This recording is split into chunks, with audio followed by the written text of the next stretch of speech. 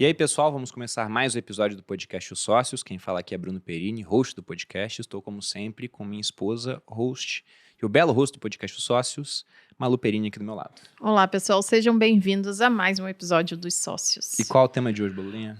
Vamos falar sobre semicondutores, mais precisamente a guerra dos semicondutores. Chips, né? Eu resumiria. Depois a gente vai perguntar para os nossos convidados se eu posso falar isso ou não. Mas primeira foi pergunta como... inicial, né? Como eu resumi. Como vocês vão gostar, vocês vão acho que vocês vão achar muito interessante. E são coisas bem importantes que vão ditar muitos rumos aí. Não, esse é um frente. tema hiper importante. Vocês vão entender por quê. Só que eu queria uma maneira de deixar um título muito, muito sexy. Porque YouTube é isso, né? É título. No Spotify o comportamento é diferente. Não sei se a guerra dos semicondutores ficou muito sexy, mas eu espero que vocês tenham achado assim super sexual. Ficou bom. Deixar assim um robô meio, sabe, Exterminador do Futuro, algum cenário assim. Entendi. E para falar desse assunto, estamos recebendo aqui pela segunda vez Murilo Freiberger, membro da equipe de gestão e análise da Dália, com mais de 18 anos no mercado financeiro como analista de Equity Research em bens de capital, transportes e utilities, administrador pela FEA-USP e classificado desde 2013 entre os melhores analistas do mercado pela Institutional Investor Latin America Research Team. Murilo, bem-vindo novamente ao Podcast Sócios. Eu que agradeço a presença, Bruno. Eu e o time da Dália como um todo, Bruno e Malu, por estar aqui de novo. A gente acha esse um dos podcasts referências de mercado, então é um prazer poder estar aqui conversando com vocês e dividir um pouquinho do que a gente estuda, do que a gente faz lá na Dália. Poxa, que legal. O pessoal da Dália tem bom gosto, né?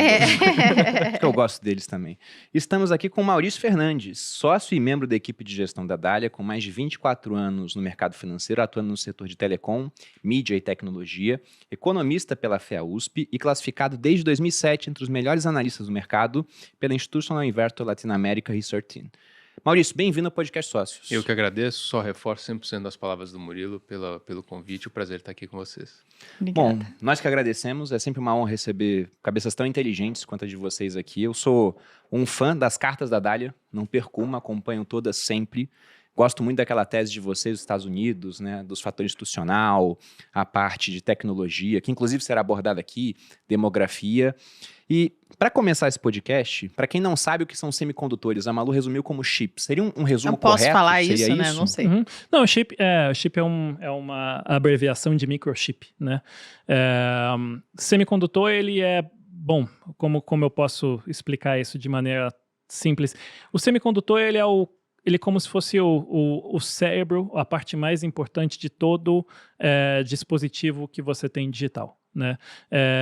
Basicamente, desde a coisa mais simples que você possa imaginar, uma torradeira, quando você liga ela, aperta o botão, você tem um semicondutor que, na verdade, você tem uma corrente de elétrons e aí ele fala sim ou não para o elétron ir, até a coisa mais complexa que você possa pensar do tempo, um supercomputador responsável pelos algoritmos de inteligência artificial, ele tem um semicondutor. A diferença é que aquele semicondutor tem bilhões de transistores, que são essas correntezinhas, esses canais onde passam os elétrons, o tempo inteiro calculando sim ou não, o 0 ou 1, fazendo contas. Assim.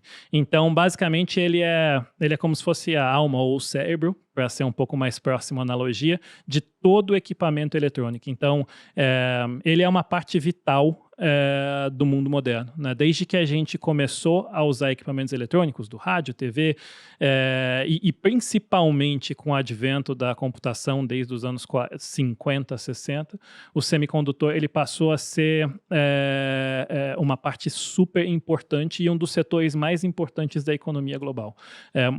Para dar uma ideia de como isso é importante hoje em dia, em 2020, pela primeira vez, desde que da reabertura econômica, o produto mais importado na China não foi petróleo, foi semicondutor.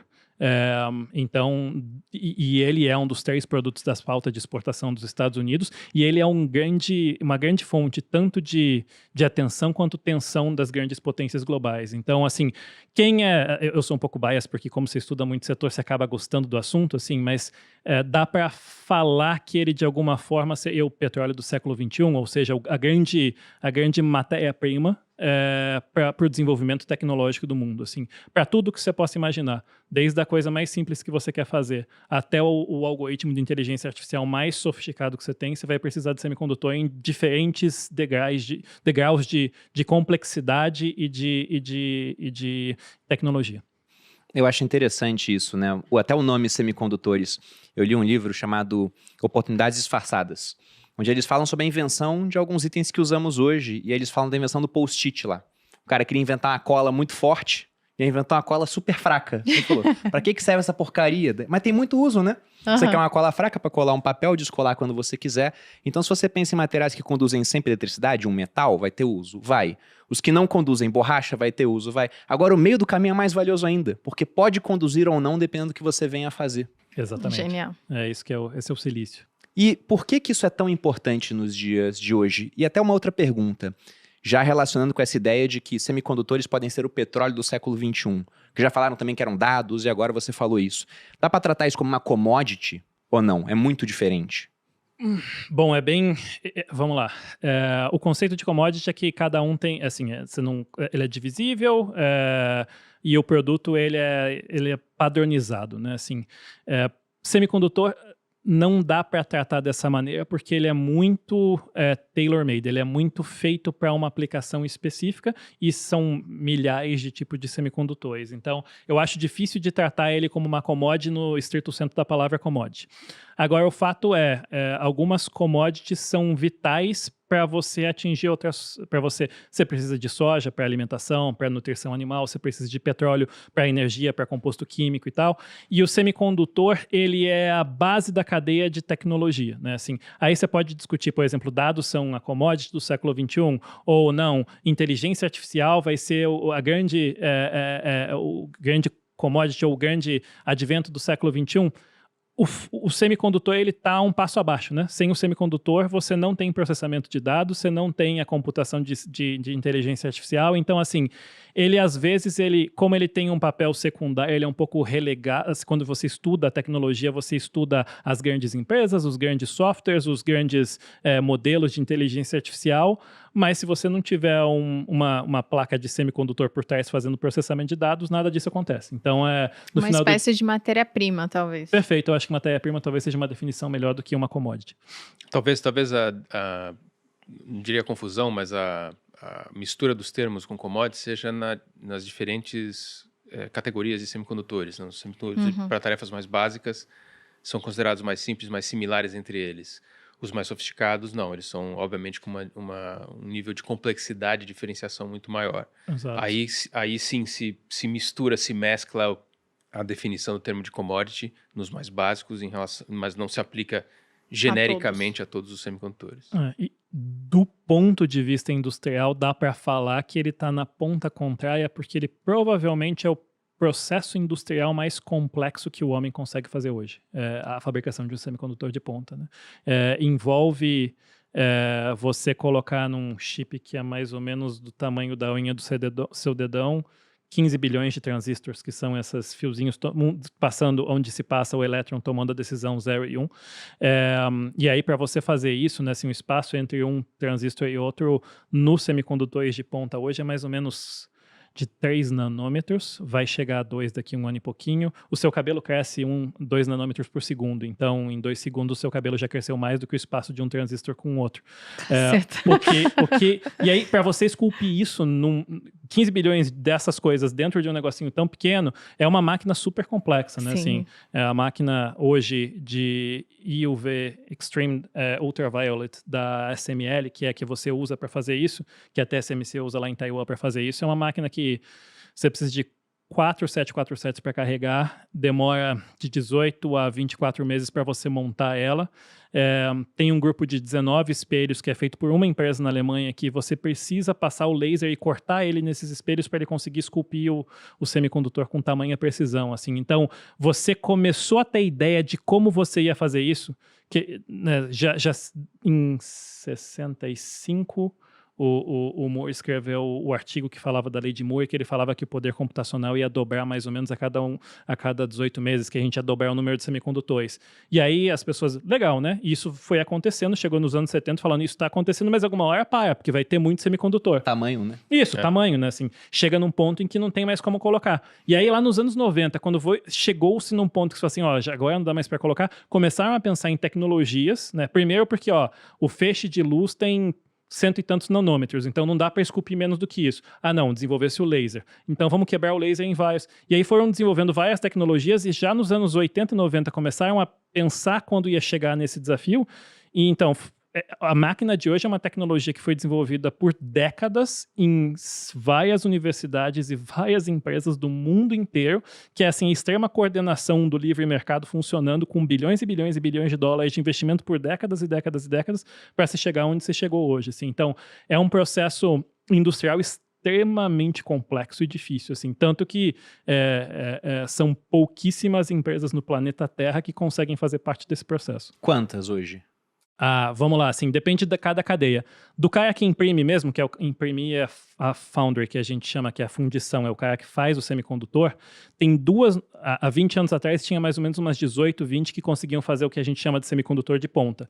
Hoje tem duas, a TSMC, que é baseada em Taiwan, e a Samsung, que é da Coreia do Sul. Mas quando você pega em yield mesmo, que é o quanto que você consegue fazer num preço bom e rentável, a TSMC ela é o grande líder, ela deve fazer algo entre 85% e 90% dos semicondutores de ponta. Os outros 10% é a Samsung. É praticamente um monopólio. É praticamente um monopólio. Isso do cara que imprime. Aí, um passo anterior, que é a máquina de litografia que faz o desenho do semicondutor no silício, tem um cara só que faz, que é a SML, que é uma empresa holandesa. A tecnologia foi desenvolvida na Universidade de San Diego, lá na Califórnia, nos anos 90 e foi aperfeiçoada com centenas de bilhões de dólares de investimento de todo mundo. Intel investiu, o governo americano investiu, para se chegar na técnica de litografia que você tem hoje.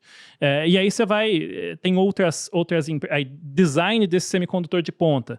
Tem meia dúzia de empresas no mundo que tem a capacidade, os engenheiros que são capazes de sentar e desenhar os semicondutores. Então, cada etapa da cadeia tem 1, 2 ou 3 players que são muito bons em fazer. Então, é uma cadeia bem complexa. Por isso, assim, do ponto de vista de complexidade, ele está no outro oposto. Assim, ele é uma das coisas mais complexas que o ser humano consegue fazer do ponto de vista de processo industrial. Essa SML é que o Murilo falou que produz a máquina que precisa de 4 Boeings para carregar. Exato. Eu acho bizarro. 4 Boeings.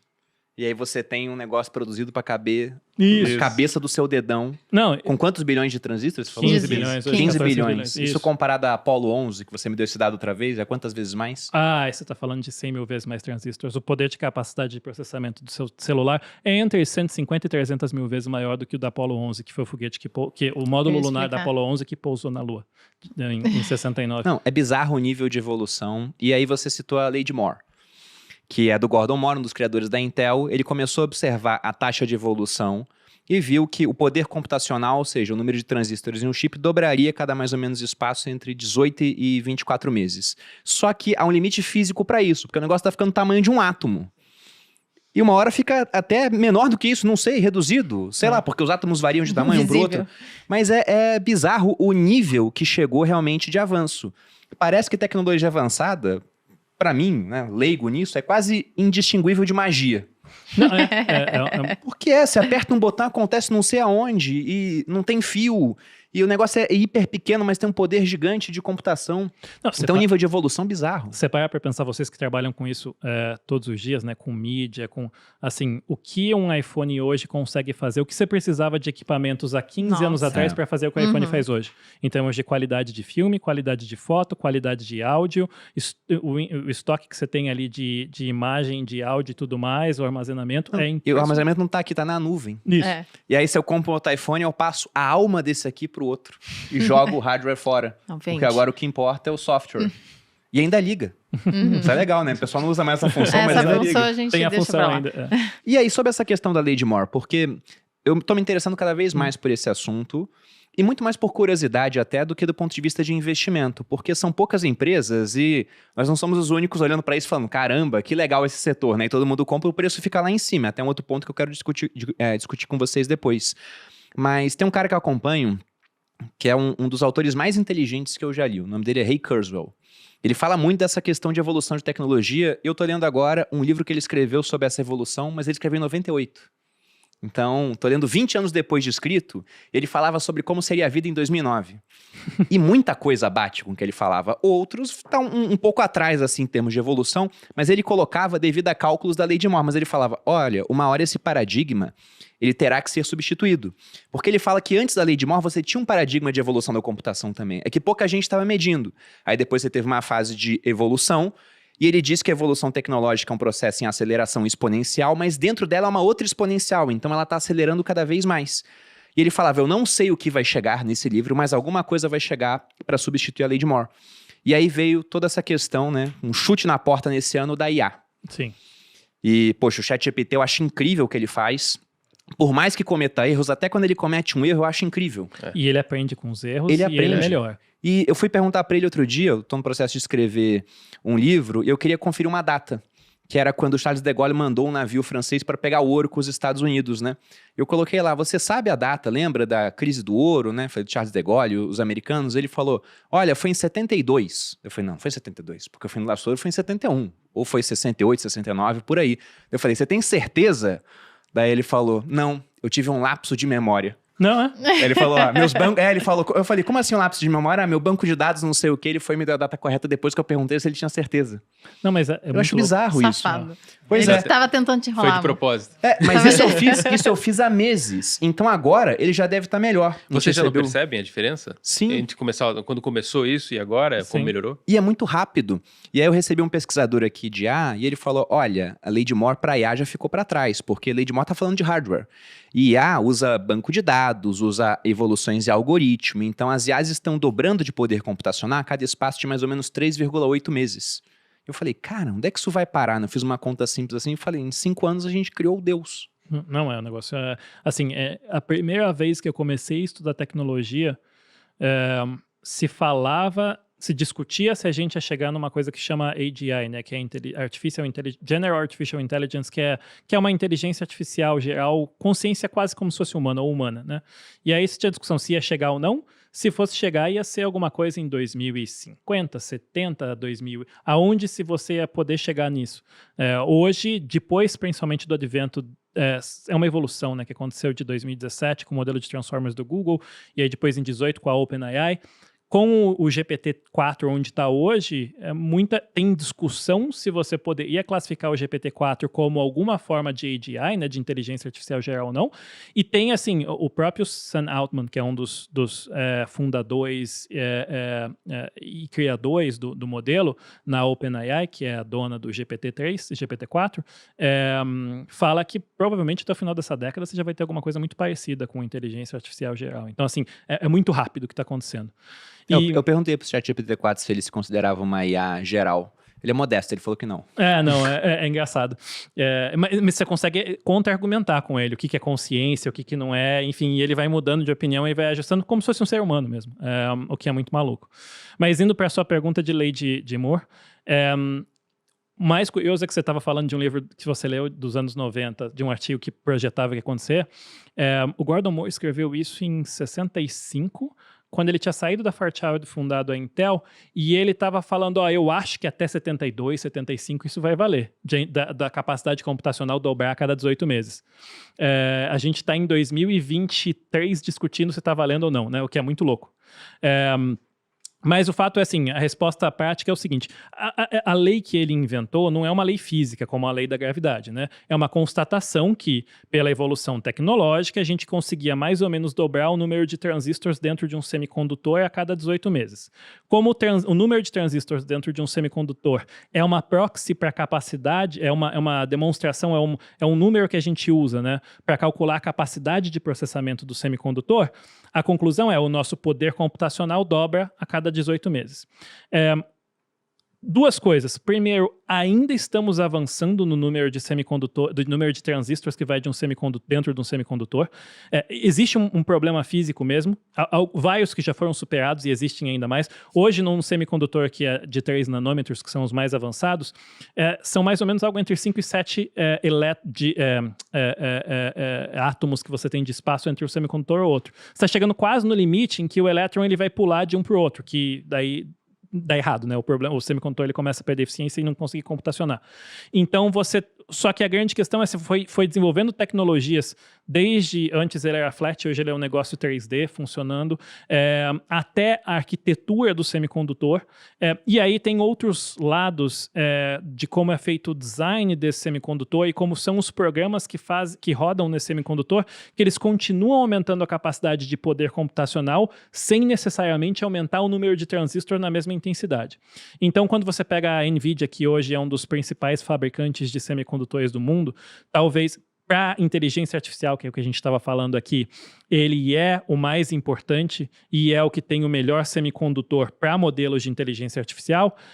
O Jensen, que é o CEO da NVIDIA, ele mostra que ele acha que a densidade de transistor, ela não está crescendo no ritmo que o Moore projetou, ela vai continuar crescendo, mas não no ritmo que o Moore projetou, mas como eles estão melhorando a cada ano que passa o design dos semicondutores e o instruction sets, que são, na verdade, o software que faz o semicondutor conversar com o software mesmo, do semicondutor, o que vai acontecer é que a capacidade de computação, né, de processamento, que é o que o Moore estava tentando projetar, vai continuar dobrando a cada 2 anos, ou mais do que dobrando. Ele acha que cresce 2,5 vezes a cada 2 anos. Então, assim, o intuito do Moore é projetar quanto que a gente vai crescer de poder de computação. E aí ele usou transistor para isso. Se você usar só transistor, realmente está desacelerando. A densidade de transistor continua crescendo, mas ela não cresce tão rápido quanto crescia antes. Mas o que ele queria calcular mesmo era o poder computacional. Então a resposta final é, assumindo o que ele queria calcular, que é como cresce o poder computacional do ser humano, a gente continua com a lei de Moore válida. O poder computacional do ser humano, ele continua crescendo de maneira exponencial num curto período de tempo. Aí, assim, você pode fazer conta de cada um dos segmentos do mundo da informática, de quanto está crescendo, mas ele ainda é válido. Bom, o Ray Kurzweil, no livro, isso em 98, ele colocava lá que a evolução da informática é tão impressionante, mas o pessoal não vê, que vale a pena comparar com a evolução do segmento automobilístico. Ele falava que se os carros tivessem evoluído em 50 anos o mesmo que os computadores tinham evoluído, era para um carro custar $1 e se mover na velocidade da luz. Era isso que teria acontecido. Só que isso é em 98. E é bizarro o tanto de evolução que a gente teve desde lá.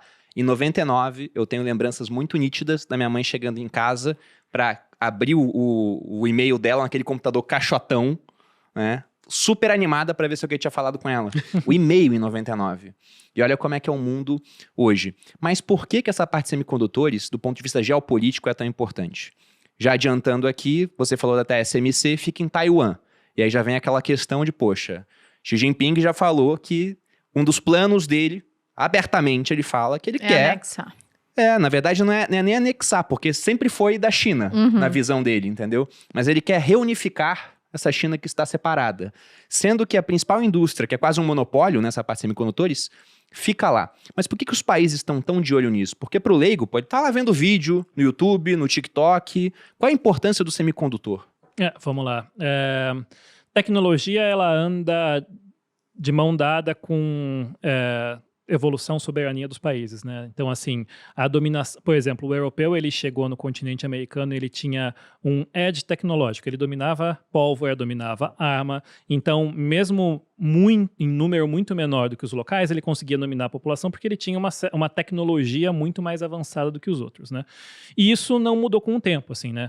Na verdade, quando você pega, por exemplo, a dominância bélica dos Estados Unidos nas guerras recentes, você vê já aquela capacidade industrial americana mostrando tendo uma grande importância na Segunda Guerra Mundial, mas na medida em que você inventa o transistor e você começa a colocar capacidade computacional e tecnologia nas armas, o salto de superioridade dos Estados Unidos versus o resto do planeta Terra é brutal, né?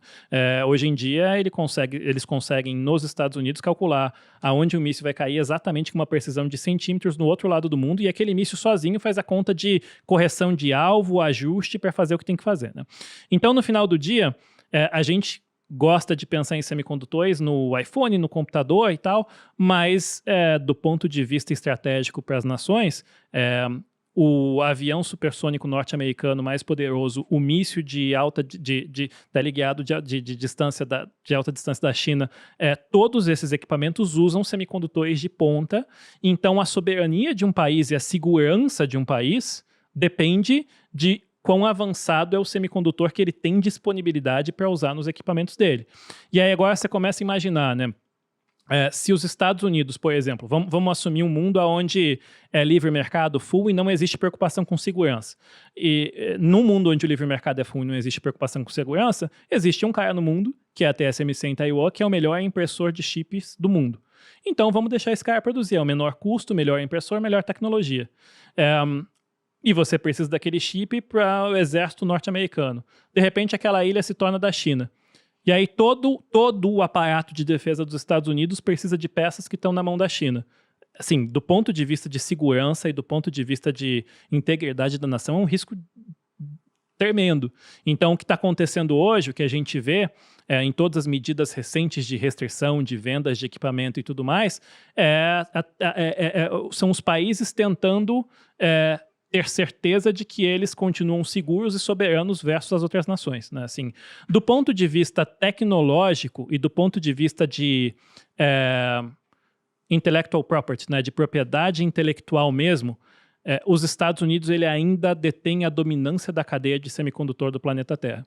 Quando você pega do ponto de vista de receita de propriedade intelectual, mais de 55%, 60% da receita do setor de semicondutores vai acabar na mão dos Estados Unidos, né? Assim, desde o processo, desde as empresas que desenham semicondutores, a gente falou de NVIDIA aqui, mas podemos falar de AMD, de Intel e tudo mais, até as empresas de software, que você usa um software para desenhar seu computador. Elas são norte-americanas. As empresas que fazem boa parte dos equipamentos que você precisa para construir um semicondutor são norte-americanas. E mesmo a ASML, que é aquela empresa holandesa que a gente falou, que tem um equipamento super preciso, as patentes que ela usa são todas americanas e os equipamentos foram criados e são produzidos com auxílio dos americanos. Então, no final do dia, o que aconteceu foi um pedaço da cadeia, que é a parte de fundição, de impressão.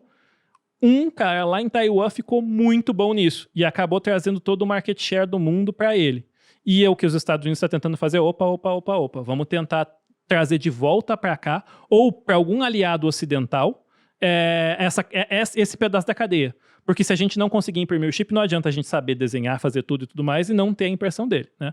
Então, o que ele está tentando é trazer para dentro de casa de volta, de várias maneiras possíveis, a impressão do chip. Aí, enfim, desde ele está estimulando, a própria TSMC já anunciou que o grande investimento dela em 2024, 2025 e 2026 é uma fábrica na Arizona nos Estados Unidos. Aí ele está estimulando também, a Samsung vai fazer uma fábrica na Arizona também. A própria Intel nos Estados Unidos está tentando fazer um catch-up, está tentando acompanhar de novo para poder ver se consegue imprimir os semicondutores de ponta que a TSMC e a Samsung conseguem imprimir.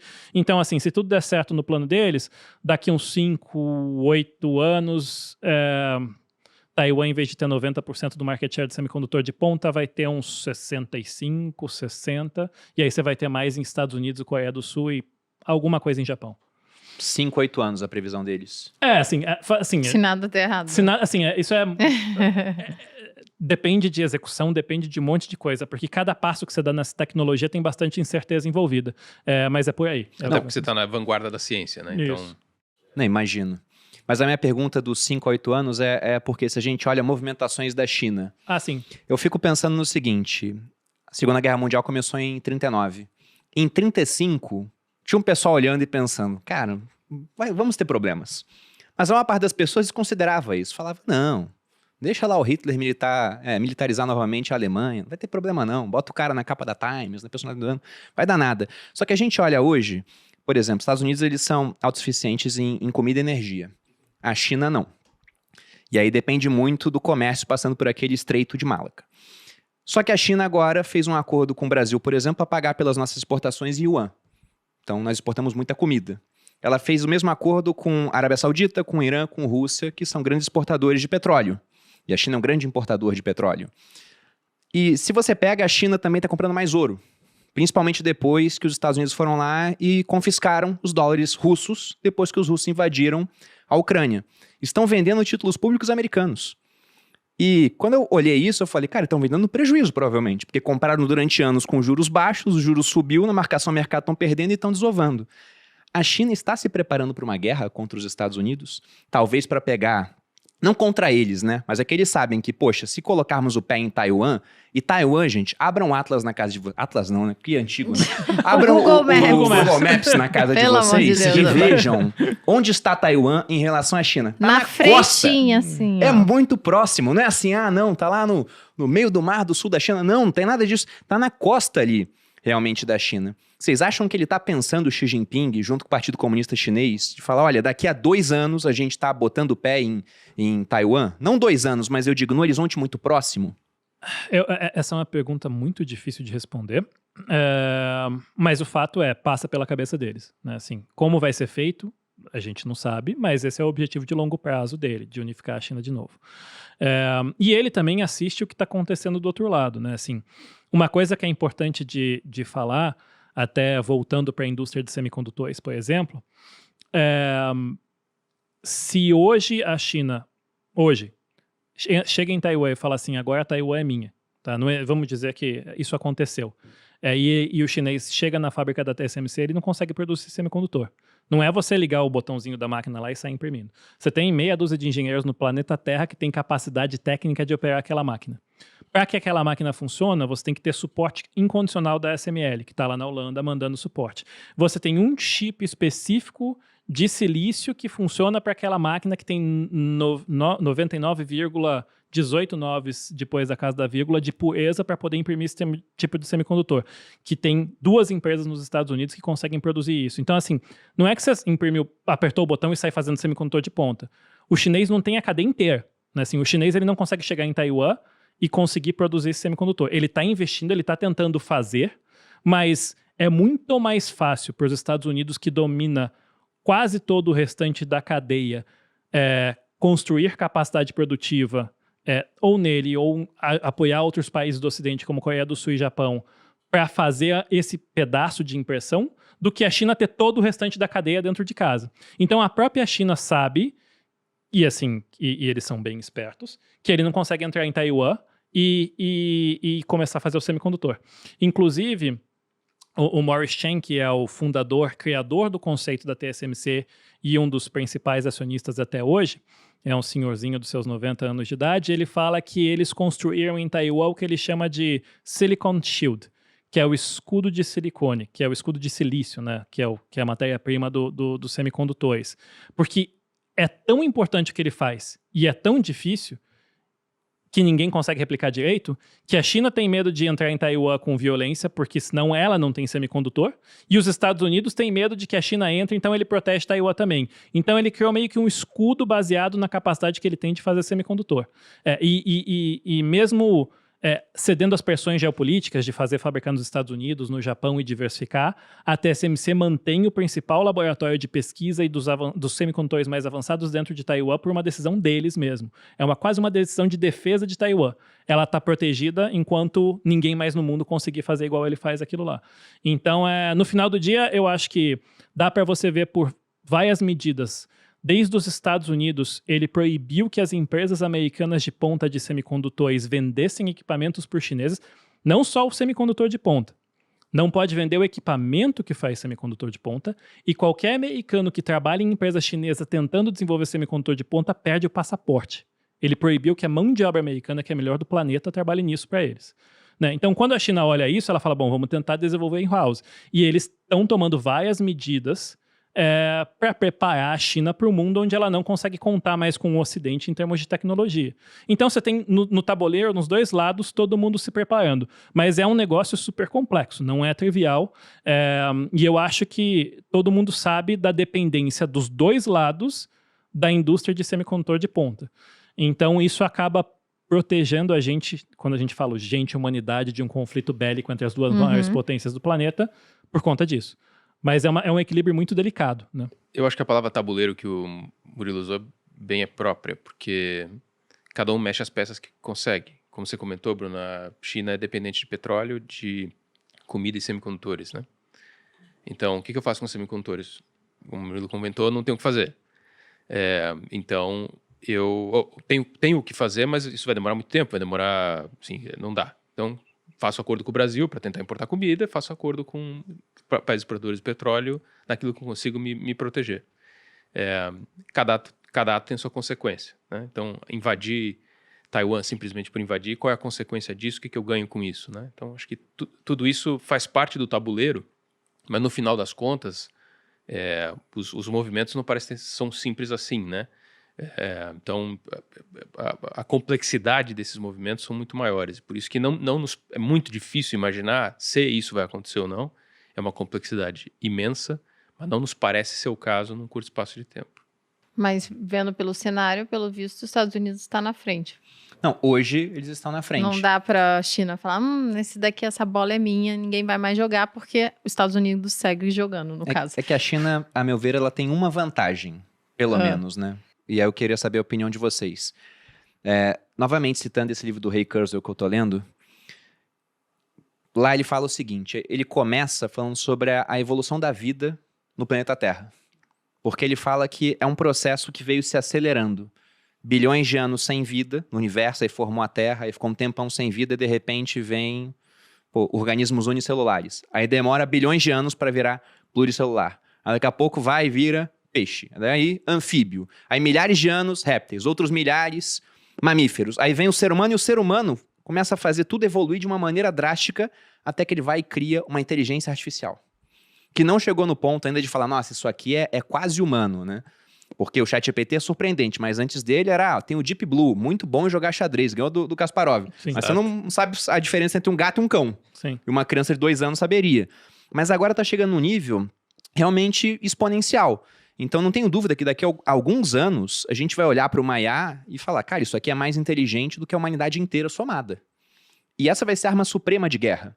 Só que na hora que os americanos eles começam a desenvolver isso, e desde o começo desse ano, com a porta escancarada pelo ChatGPT, você tem muita discussão, você tem o Elon Musk falando, para esse negócio, o Yuval Harari falando a mesma coisa. E por mais que todo mundo sabe que não dá para parar, que essa estrada tá pavimentada com ouro, quem percorre primeiro pega o ouro na frente. Mas tem muita discussão em sociedades abertas. Na China não vai ter discussão. Se o Xi Jinping falar, desenvolve, mas tem o risco de não sei o quê, desenvolva, né? Sim, ou senão você vai sumir e voltar daqui a 3 meses mais magro adorando o grande irmão. Então, a China, ela tem uma série de barreiras a menos para esse desenvolvimento. Vocês acham que ela está muito atrás, ela está próxima, porque eles falam, não, queremos ser o líder em tal setor em tanto tempo. E como eles botam muito recurso e não tem barreiras, muitas vezes conseguem. Dá para a China passar nessa escala, rumo a essa arma suprema de guerra?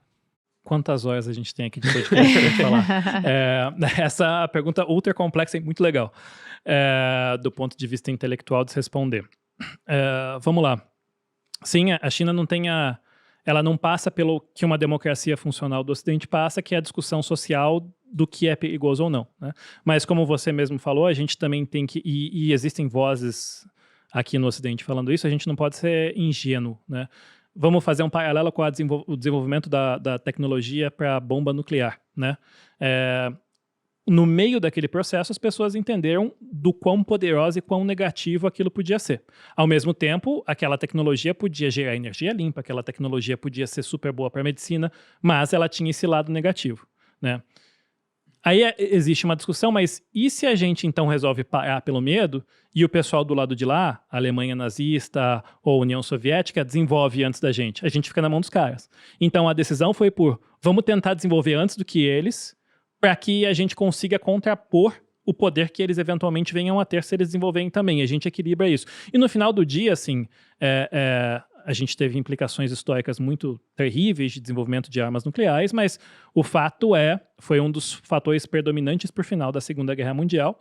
E aí você tem livros de estratégia militares que você que gosta do tema já deve ter lido, de que os Estados Unidos fez as contas e falou assim, dada a estratégia militar japonesa de que o último piloto vai até o final, vai ser menos custoso do ponto de vista jogar uma bomba para eles e mostrar, olha como eu sou poderoso, desiste da guerra, do que a gente fazer uma invasão simples nos Estados Unidos, né? O cálculo do Pentágono na época é de que você ia matar entre 8 e 15 vezes mais pessoas se você invadisse normalmente a jogar uma bomba nuclear em 2 cidades e falar, olha, se continuar, eu vou fazer de novo. Então, assim, no final do dia, você pode argumentar qual foi o outcome final do desenvolvimento, mas o Ocidente conseguiu desenvolver antes e equilibrou os poderes e, enfim, você nunca chegou numa guerra nuclear de verdade porque um ficou com medo do outro e todo mundo parou. Agora, indo para a inteligência artificial, Estados Unidos e China. existe essa corrida, né, do mundo inteiro, o Ocidente capitaneado pelos Estados Unidos e tanto China quanto Rússia trabalhando nisso.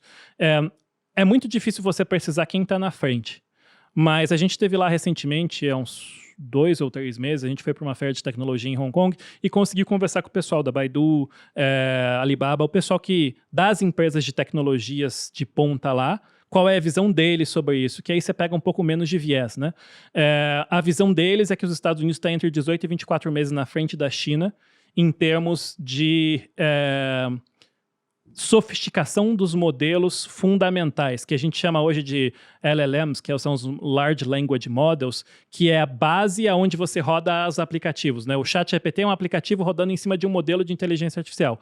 Esse modelo de Deep Learning de inteligência artificial do OpenAI, o GPT 4.0, que é o mais atual, ele está aí entre 18 e 24 meses mais avançado do que os melhores modelos que eles têm na China hoje. Essa é a visão dos chineses que estão trabalhando nisso.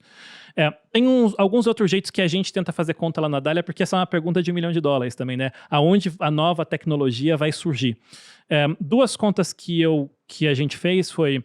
Primeiro, em capacidade instalada de processamento, porque a gente sabe que para um modelo de inteligência artificial funcionar, você precisa treinar ele. E treinar ele é super intensivo em um negócio que a gente chama GPU, que é um tipo de semicondutor que faz processamento paralelo, que é o semicondutor que a NVIDIA é líder mundial.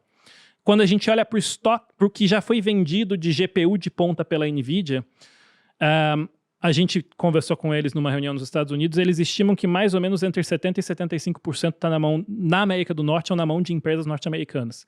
Então, o estoque que existe hoje de capacidade de processamento para treinar um AI, 3/4 a 4/5 está na mão do Ocidente.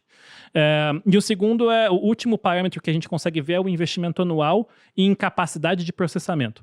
Quando a gente soma a Amazon, Google, Meta, Oracle e Microsoft, que são os maiores clouds do mundo que fazem esse investimento, né? O OpenAI roda dentro da Microsoft, o Google dentro do próprio Google Cloud. Esses 5 caras nos Estados Unidos vão investir em 2023 algo como $163 bilhões, 163 bilhões de dólares em computadores, em capacidade de processamento computacional. Tencent, Baidu e Alibaba combinados vão investir esse ano 9 bilhões, 8 bilhões e meio. Então, assim, os Estados Unidos investem numa ordem de magnitude 10 vezes maior por ano em capacidade de processamento computacional, né? Como tudo isso o modelo de inteligência artificial, ele depende disso para fazer o processamento, a impressão que a gente tem no nosso estudo de inteligência artificial e semicondutores na Dália é que existe um gap muito grande dos Estados Unidos à frente da China no que tange capacidade de processamento computacional e inteligência artificial. Agora, é óbvio, né, assim, isso é uma estimativa baseada nesses estudos que a gente faz. No final do dia, onde está o modelo deles e onde está o modelo dos americanos é difícil de você saber. Eles têm algo parecido lá na feira que vocês foram com o ChatGPT chinês? Eles... Porque saem matérias do tipo, a China está treinando uma IA com um viés socialista, por exemplo. Então eles têm uma IA própria já avançada. Eles têm alguns modelos fundamentais, como o GPT-4 lá. A gente não sabe exatamente o número de parâmetros, mas são menores do que o que a gente usa aqui.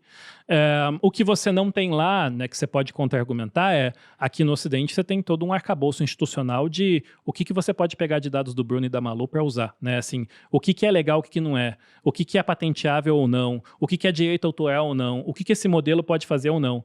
Lá não tem muito isso, né? Pega a informação de todo mundo do jeito que der e se deixou, deixou. Então, o que você pode argumentar é que talvez a China tenha alguma vantagem nos dados que você usa dentro do modelo para treinar ele, para ele chegar numa conclusão.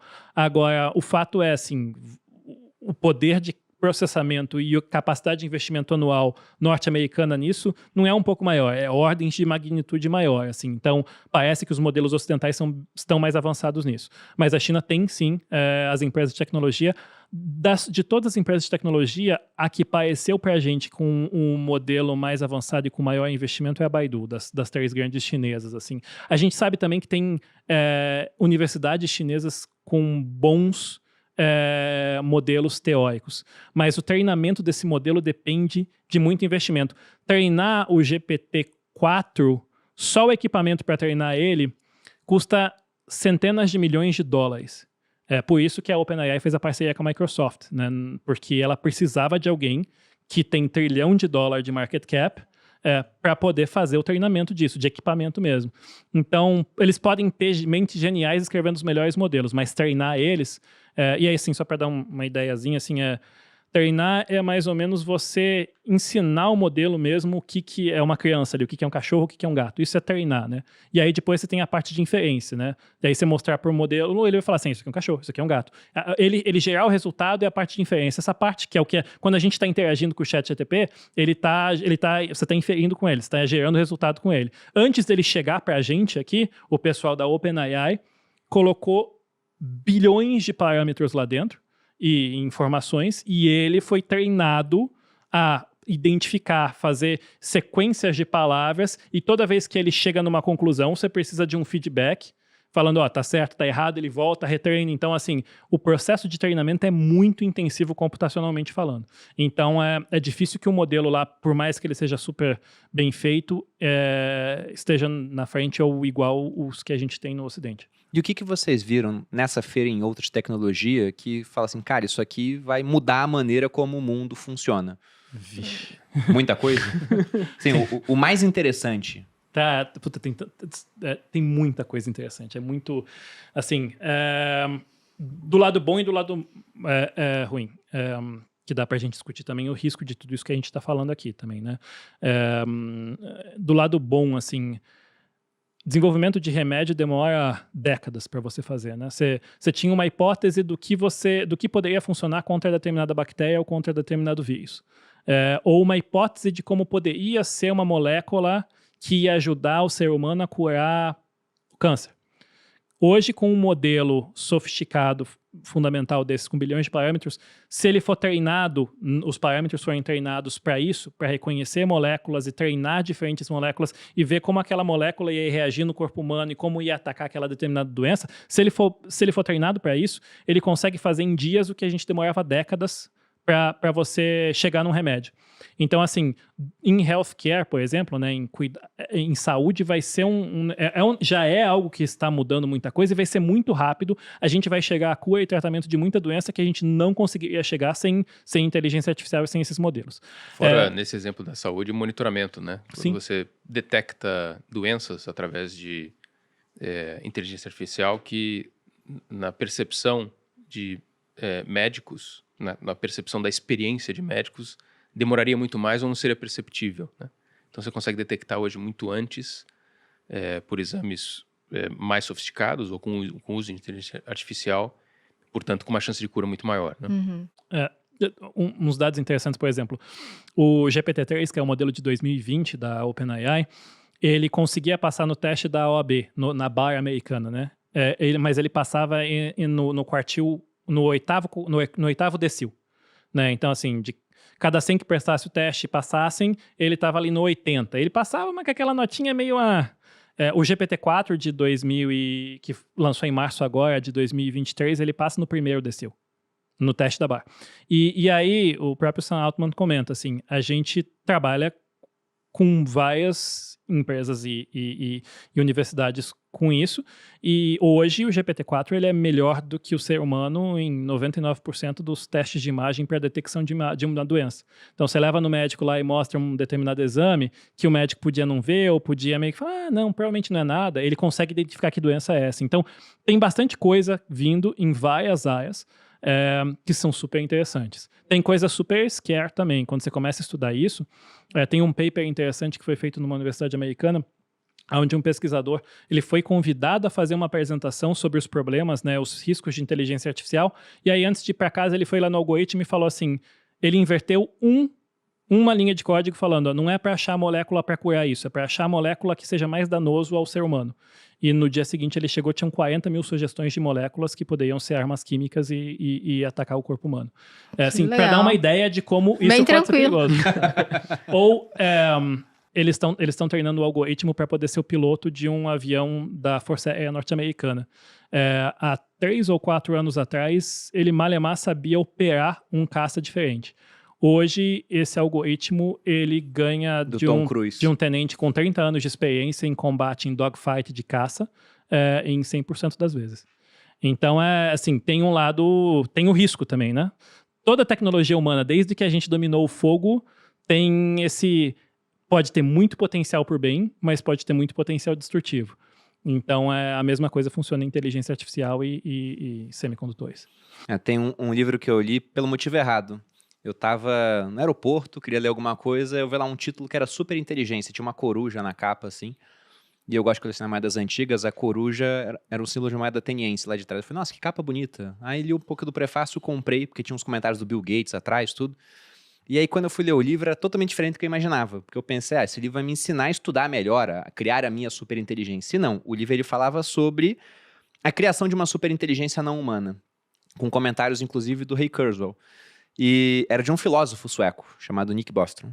E ele colocava lá que, olha, é questão de tempo, eu li esse livro em 2018, para que algoritmos comecem a criar algoritmos melhores do que o melhor homem é capaz de fazer. E quando isso acontecer, a gente vai entrar numa exponencial, um criando o outro cada vez melhor, e daqui a pouco a gente vai criar uma inteligência artificial tão superior à do homem, que vai ser tipo como a gente olha para uma ameba, ela vai olhar para a gente.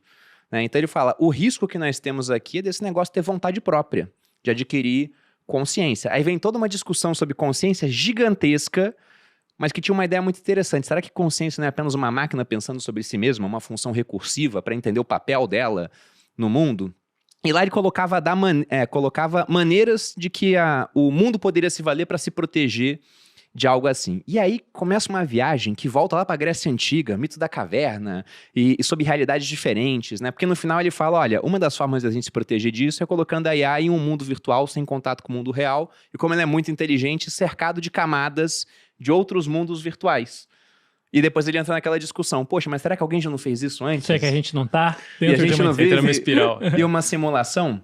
E uma coisa que eu queria perguntar pra vocês e ele chega à conclusão que provavelmente estamos numa provavelmente simulação. Sim, né? Tá, só pra só tem uma realidade. Aliás, se existem infinitas realidades simuladas e só uma é real, qual é a chance de estar na real, né? 1 dividido por infinito é um número gigantesco, né? E então, o que ele queria falar no final era sobre essa questão da simulação. E, bom, hoje a gente está chegando a uma capacidade de simular mundos, de tanto que a gente tem de poder de processamento.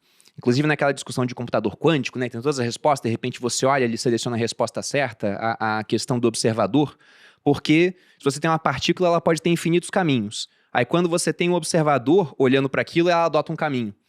Aí tem um cara que projeta jogos que ele falou, é justamente o que a gente faz num jogo. Tem todo um universo que não está acontecendo até que você vira o seu monitor para lá. Aí renderiza todo esse universo para mostrar o que vai estar acontecendo. E qual vocês acham que é a implicação de como que a gente pode se proteger de alguma coisa assim? De uma IA super poderosa? Porque deve ter muita discussão quanto a isso. Tem. E as discussões parecem ficção científica, mas até no passado que a gente está vivendo seria ficção científica. Não, é exatamente isso. Tem uma entrevista que é super interessante do Sam Altman, que ele fala sobre isso. Eu vi ele falando, a gente foi numa feira de tecnologia em São Francisco, onde ele comentou sobre isso, e quando eu via a maneira séria com que ele abordou o assunto, eu falei, mas sobre o que ele escreveu sobre isso. Como ele é um dos fundadores e ele é um dos responsáveis pela OpenAI, que desenvolveu o GPT-3, 4, enfim, o ChatGPT e tudo mais, é interessante você ver alguém que está no forefront, né, no limite dessa tecnologia, discutir isso, né? E não a gente que está de fora aqui, que tem 1000 suposições.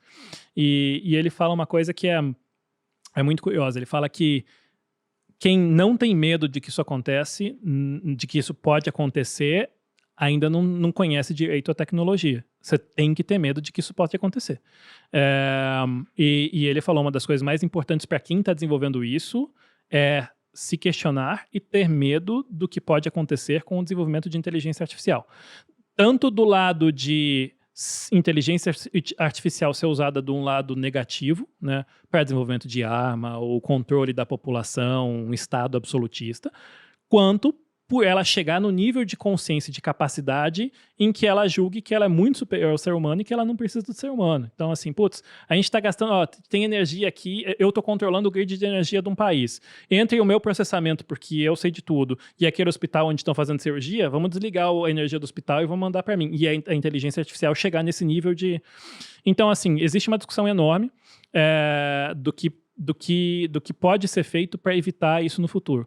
Desde tentar, desde já, na programação desses modelos, ter a capacidade de incutir dúvida. O modelo, ele nunca pode chegar num resultado. Você tem equações matemáticas, tem problemas matemáticos. 2 mais 2 é 4, não existe dúvida sobre isso. A matemática é a matemática, ponto. Né? Mas você tem questões existenciais que não são binárias. Você tem questões existenciais que não é A ou B, 0 ou 1. Você tem questões existenciais de que vida vale mais. Isso aqui não tem uma resposta, tem inúmeras possíveis respostas que vão do A até o B. Né? Assim, então, a inteligência artificial tem que ser programada para que ela não tenha para que ela tenha sempre duvide do resultado que ela gerou. Fala, ó, eu posso estar certa, mas existe um cenário de possibilidades. A insegurança é um dos fatores mais importantes de proteção do ser humano. O ser humano, o Taleb escreve sobre isso em alguns dos livros dele, quando ele fala de estatística. O ser humano tem medo de peste, ele tem medo de doença, ele tem medo de guerra, ele tem medo de fome. O fato dele, às vezes, ser meio paranoico com essas coisas é o que protege o ser humano da própria extinção. Então, a gente tem que incutir na inteligência artificial, nos algoritmos, a capacidade de duvidar deles mesmos e de ter medo do outcome que ele chegou, e não ter certeza absoluta. Né? A gente já viu alguns líderes absolutistas no mundo que achavam que estava fazendo a coisa certa, a tragédia que foi isso. Então, teoricamente, a gente tem que tentar conseguir programar a inteligência artificial para que ela seja como um ser humano que duvide dele mesmo, que ele não acha que ele não seja superpotente de achar que ele está certo o tempo inteiro. Até porque boa parte dos problemas que a gente resolve todos os dias, que não são matemáticos, eles não têm uma solução. Como é o certo de gerir uma sociedade? O que é o certo de você controlar ou não a vida de uma pessoa? Como criar o seu filho da maneira correta? Todos esses problemas não têm uma solução. É essa aqui. Então, a gente tem que programar a inteligência artificial para que ela duvide da solução dela. Além disso, tem outras soluções. Tem uma história engraçada que o próprio Sam Altman contou na palestra que eu fui dele, que tem uma lenda de que o Steve Jobs sempre queria ter uma alça nos computadores que ele desenvolvia. E perguntavam para ele, mas é para carregar esse negócio de um lado para o outro? Não é para deixar em casa? Isso muito antes do laptop, né? Quando eram os computadores de mesa mesmo. Ele falava, não. É porque eu não gosto de me sentir impotente perto de uma máquina. Então, se ele fizer um negócio que eu não gostar, eu consigo jogar ele pela janela. É por isso que eu quero sempre conseguir pegar o meu computador. Então, o paralelo dessa história engraçada do Steve Jobs é que o Sam Altman mesmo fala, a gente tem que ter um botão vermelho. A gente tem que ter uma maneira do ser humano desligar o AI também. Então, você tem várias discussões acontecendo. A grande questão é que você tem 2 possíveis caminhos, né? O caminho número 1 é do tipo, 3, vamos dizer. O caminho número 1 é a gente tem tanto medo que a gente vai parar de desenvolver. Só que se a gente parar, a China vai fazer, a Rússia vai fazer. Então, não parece ser o melhor caminho, né? O caminho número 2 é o caminho, vamos ignorar que isso aqui tem risco e vamos fazer. Também não parece ser o melhor caminho, né? O caminho número 3 tem risco, vamos reconhecer que isso tem risco, e risco sério, e vamos trabalhar e discutir esses riscos, e a cada nova geração desses computadores e desses algoritmos de inteligência artificial, vamos todos interagir com eles e tentar criar mecanismos para evitar e para que a gente consiga minimizar o máximo possível esse risco. Eu acho que tem um paralelo importante aqui, que é a relevância das instituições, no final das contas. Como a gente está falando de nuances, foi só através da criação das estruturas de governança e das instituições, que no final das contas é uma palavra bonita para dizer que independe da pessoa que está no comando, para que a roda continue girando, seja numa empresa, seja num país, a importância de que as instituições continuem funcionando para regulamentar o desenvolvimento da inteligência artificial. Foi sempre assim e a gente imagina que vai continuar sendo assim como uma única forma de a gente, inclusive, evitar, como o Murilo comentou, que a tecnologia seja desenvolvida para o mal e que a gente não tenha como contrapor o mal. O mal sendo já uma nuance. Então, é importante que na forma de desenvolvimento institucional do Ocidente, que prevaleceu no Ocidente, que ela continue persistindo dessa forma e é a forma que a gente imagina que vai prevalecer, inclusive conforme a inteligência artificial for sendo desenvolvida. Bom, eu perguntei desse ponto porque eu tenho medo disso. Até porque o histórico do ser humano, quando alguém muito mais avançado encontra com alguém menos avançado, é terrível. Sim. Você citou, por exemplo, os espanhóis contra os incas, contra os astecas, mas há uma série de outros exemplos. Geralmente o mais avançado, ele destrói ou escraviza o menos avançado. Uhum.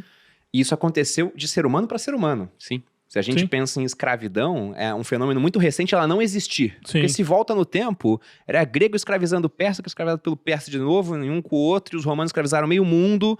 E se você pega os 10 mandamentos, tá lá, né? Honrarás pai e mãe, mas não tem escravos. Não. Tem pra não cobiçar o escravo do próximo, entendeu? Então é uma coisa muito recente.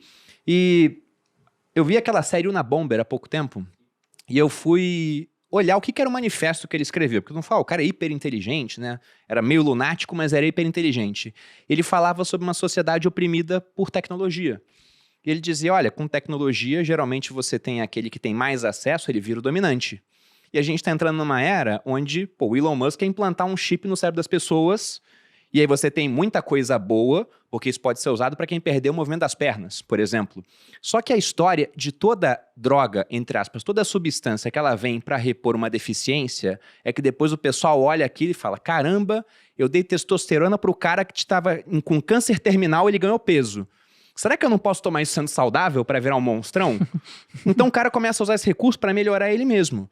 E aí imagina... O pessoal que tem mais acesso, tendo uma super memória, super corpos, vai ter um filho, manipula em laboratório para ele nascer mais alto, mais bonito, mais forte, mais resistente a doenças. Então você começa a criar castas de seres humanos. E ele falava que, o mais avançado ou ele elimina o mais fraco, ou ele escraviza, ou ele pode ser benevolente. E aí ele domestica. Então nós teríamos uma sociedade domesticada. E quando você pensa em IA, o mesmo tipo de coisa pode acontecer. Por isso que eu acho que é um questionamento válido, por mais que o pessoal ache um cenário viajado, e eu espero que seja mesmo. Que nunca venha acontecer nada assim, né? Mas é um medo que eu tenho. Né? Se quiserem fazer algum comentário sobre isso, fiquem livres, mas eu vou também deixar uma outra pergunta agora, já entrando no universo de investimentos. E como é que se investe nesse negócio? Essa é a pergunta que me fazem todos os dias lá, né? Porque eu adoro estudar esses temas. E aí, o que é actionable? O que dá pra gente fazer? Faz o que com isso, né? A gente tá te pagando por quê aqui? Então, enfim. Já vou chegar nessa resposta, mas eu acho que a sua preocupação é super válida. E todo mundo que pensa sobre esse assunto tem que pensar nessa preocupação também. Assim, no final do dia, o ser humano ele teve vários avanços tecnológicos que mudou brutalmente o jeito que a gente vive, o jeito que a nossa sociedade é organizada, e a tecnologia e o avanço tecnológico ele se mostrou benéfico, né, desde do domínio da produção agrícola, domínio de produção industrial, domínio de computação, né? O que geralmente a gente faz em cada um desses grandes avanços de tecnologias é você tira o ser humano de uma... A gente passava cada vez, no passado, quanto mais tempo possível, fazendo coisa que a gente tinha que fazer. Tinha que produzir sua comida, você tinha que cuidar. Agora, alguém está produzindo sua comida, você consegue ter tempo livre para fazer roupa, para fazer carro. Alguém agora robotizou isso, então você tem tempo livre para poder pensar em coisas mais avançadas. Então, a cada passo tecnológico que a gente dá, a gente tira do ser humano a obrigação de trabalhar com um negócio chato que ele precisa trabalhar e passa a livrar a mente dele para trabalhar com coisas mais interessantes. Então, assim, eu acho que imagina você chegar para os nossos avós e bisavós que estavam no meio da Segunda Guerra Mundial pensando em você ter comida para dar por filho e falar, olha, lá em 2020 vai ter psicólogo de cachorro, design de joguinho de videogame. Ele fala assim, cara, como que pode ter isso? É porque aquilo que eles precisavam passar muito tempo, produção de comida, produção industrial, produção de... A gente conseguiu automatizar e fazer tudo isso. Então, quando a gente libera o espaço do ser humano para ele criar o que ele quer criar, a vida fica muito mais divertida, né? Assim, então você tem muito risco envolvido, mas o potencial benefício dessas tecnologias é muito grande, assim. Então, a gente tem que ter medo, tem que estar sempre atento a isso, e é importante você ver pessoas do nível de Elon Musk ou Sam Altman discutindo os riscos de AI. Mas acho que no final do dia, o ser humano tem um bom track record, um bom histórico de trazer tecnologia e se beneficiar disso. Vai ter muita disrupção, vai ter bastante gente que tem um emprego e que aquele emprego não vai existir e tudo mais. Então a gente tem que pensar socialmente como acomodar isso. Mas a evolução tecnológica tem um histórico muito bom para o ser humano. Agora, voltando para a pergunta difícil. Que é a pergunta... Só uma coisa, só um paralelo para complementar você, Murilo. Correndo o risco de soar repetitivo, acho que a governança vai ser uma das coisas mais importantes que existe para a gente ter certeza de que ela continua funcionando dentro de inteligência artificial e outras tecnologias que possam aparecer. Eu não sei vocês, mas eu agradeço todo santo dia pela forma como a sociedade americana se desenvolveu ao longo do tempo. E é esta forma de organização que tem prevalecido no mundo, quando você for olhar a evolução das últimas décadas, ela tem prevalecido, ela tem ganho cada vez mais força, não menos força, que eu acho, na minha opinião, que garante a sustentabilidade da governança. Essa que vai garantir que a gente continue aproveitando, como o Murilo comentou, da melhor forma do desenvolvimento tecnológico e não da pior forma do desenvolvimento tecnológico. Não. Até para pegar um gancho com o que vocês falaram, você citou, por exemplo, se você volta e fala com os nossos avós lá no começo do século XX, e a gente teve uma pandemia agora há pouco, que foi terrível, e aí meus sentimentos para todos que perderam parentes, amigos na pandemia, mas teve outra há 100 anos. E imagina, há 100 anos, o pessoal não tinha nem geladeira em casa, estava sendo inventada a geladeira, e de repente, não, ninguém pode sair de casa para evitar a disseminação de um vírus. O pessoal ia definhar, ia morrer de fome. E na pandemia, voltamos a ter mais fome no mundo? Sim, infelizmente. Mas se você pega em rede social, que é uma bolha, um estrado da sociedade, a piada não era fome. Porque fome não é piada, né, logicamente. Mas o comentário ali é, cuidado, o pijama é traiçoeiro, né? O pessoal tava engordando em casa. Sim. Então, num cenário onde o pessoal parou de produzir, ao invés de definhar e morrer, como seria há 100 anos, o pessoal tava engordando. Então, de fato, a evolução tecnológica era extremamente benéfica. Sim. Isso aí não tem nem discussão. A questão é sempre aquele negócio, né? Dessa vez pode ser diferente. Sim, sem dúvida. Esse é o ponto. Mas quanto a investimentos? Que é a parte que o pessoal quer saber. Qual é a nova antiga Magalu desse negócio de IA, né? Vamos lá. O que a gente tenta fazer, assim, tem... Primeiro, né, tentando quebrar em etapas aqui. Quando você olha para semicondutores, inteligência artificial e todos esses temas de tecnologia super avançadas. A parte mais óbvia do investimento são as empresas que fornecem a matéria-prima para que isso aconteça, né? Do lado de fornecer matéria-prima, semicondutor é a indústria mais relevante do ponto de vista de produção industrial para que essas revoluções tecnológicas aconteçam. Então, o que a gente tenta fazer lá na Dália é estudar quais são as empresas do setor de semicondutores que a gente acha que tem alguma vantagem competitiva e tem algum tipo de posição dominante setorial que, dentro dos próximos 3, 5 anos, dificilmente vai ser questionada. E aí, obviamente, modelar essas empresas, chegar no nível de conforto com o nível de valuation daquelas empresas para tentar ter exposição a elas. Não só o cara que desenha semicondutor, como a NVIDIA, que é enfim, é uma empresa que neste ano é uma das melhores empresas do setor de performance do mercado americano, né, porque as pessoas estão começando a entender a importância dessa empresa. Mas se você olhar, por exemplo, e eu acho que ainda é menos explorado, segundo, terceiro nível atrás, né, assim, para produzir aquele semicondutor que a NVIDIA desenha e que a TSMC imprime, tem uma cadeia de suppliers, desde o cara da Alemanha que faz o espelho até o cara dos Estados Unidos que faz o software para desenhar aqueles semicondutores, que você consegue estudar essas empresas e ter algum tipo de exposição a esses nomes. O segundo ponto é empresas que estão diretamente ligadas no desenvolvimento disso, né? Assim, hoje, pelo custo que é você criar um modelo de inteligência artificial, não criar, mas treinar ele, são poucas empresas no mundo que têm a capacidade de fazer isso, né? E no final do dia, a gente está falando dos hyperscales americanos, das grandes empresas de tecnologia americana. A Microsoft, o Google, a Amazon, Meta e assim por diante. Não só porque eles dominam isso, mas, mais importante, porque eles conseguem explorar comercialmente muito bem isso, né? Assim, quem talvez possa ser beneficiado. Hoje, a Microsoft de exploração comercial está na liderança. A gente não sabe exatamente se em termos de tecnologia ela está na liderança, mas outros nomes relacionados a isso. E aí você tem a terceira derivada de estudo para isso do ponto de vista de investimento, quais setores podem ser positivos e negativamente impactados por esse tipo de revolução que vai acontecer.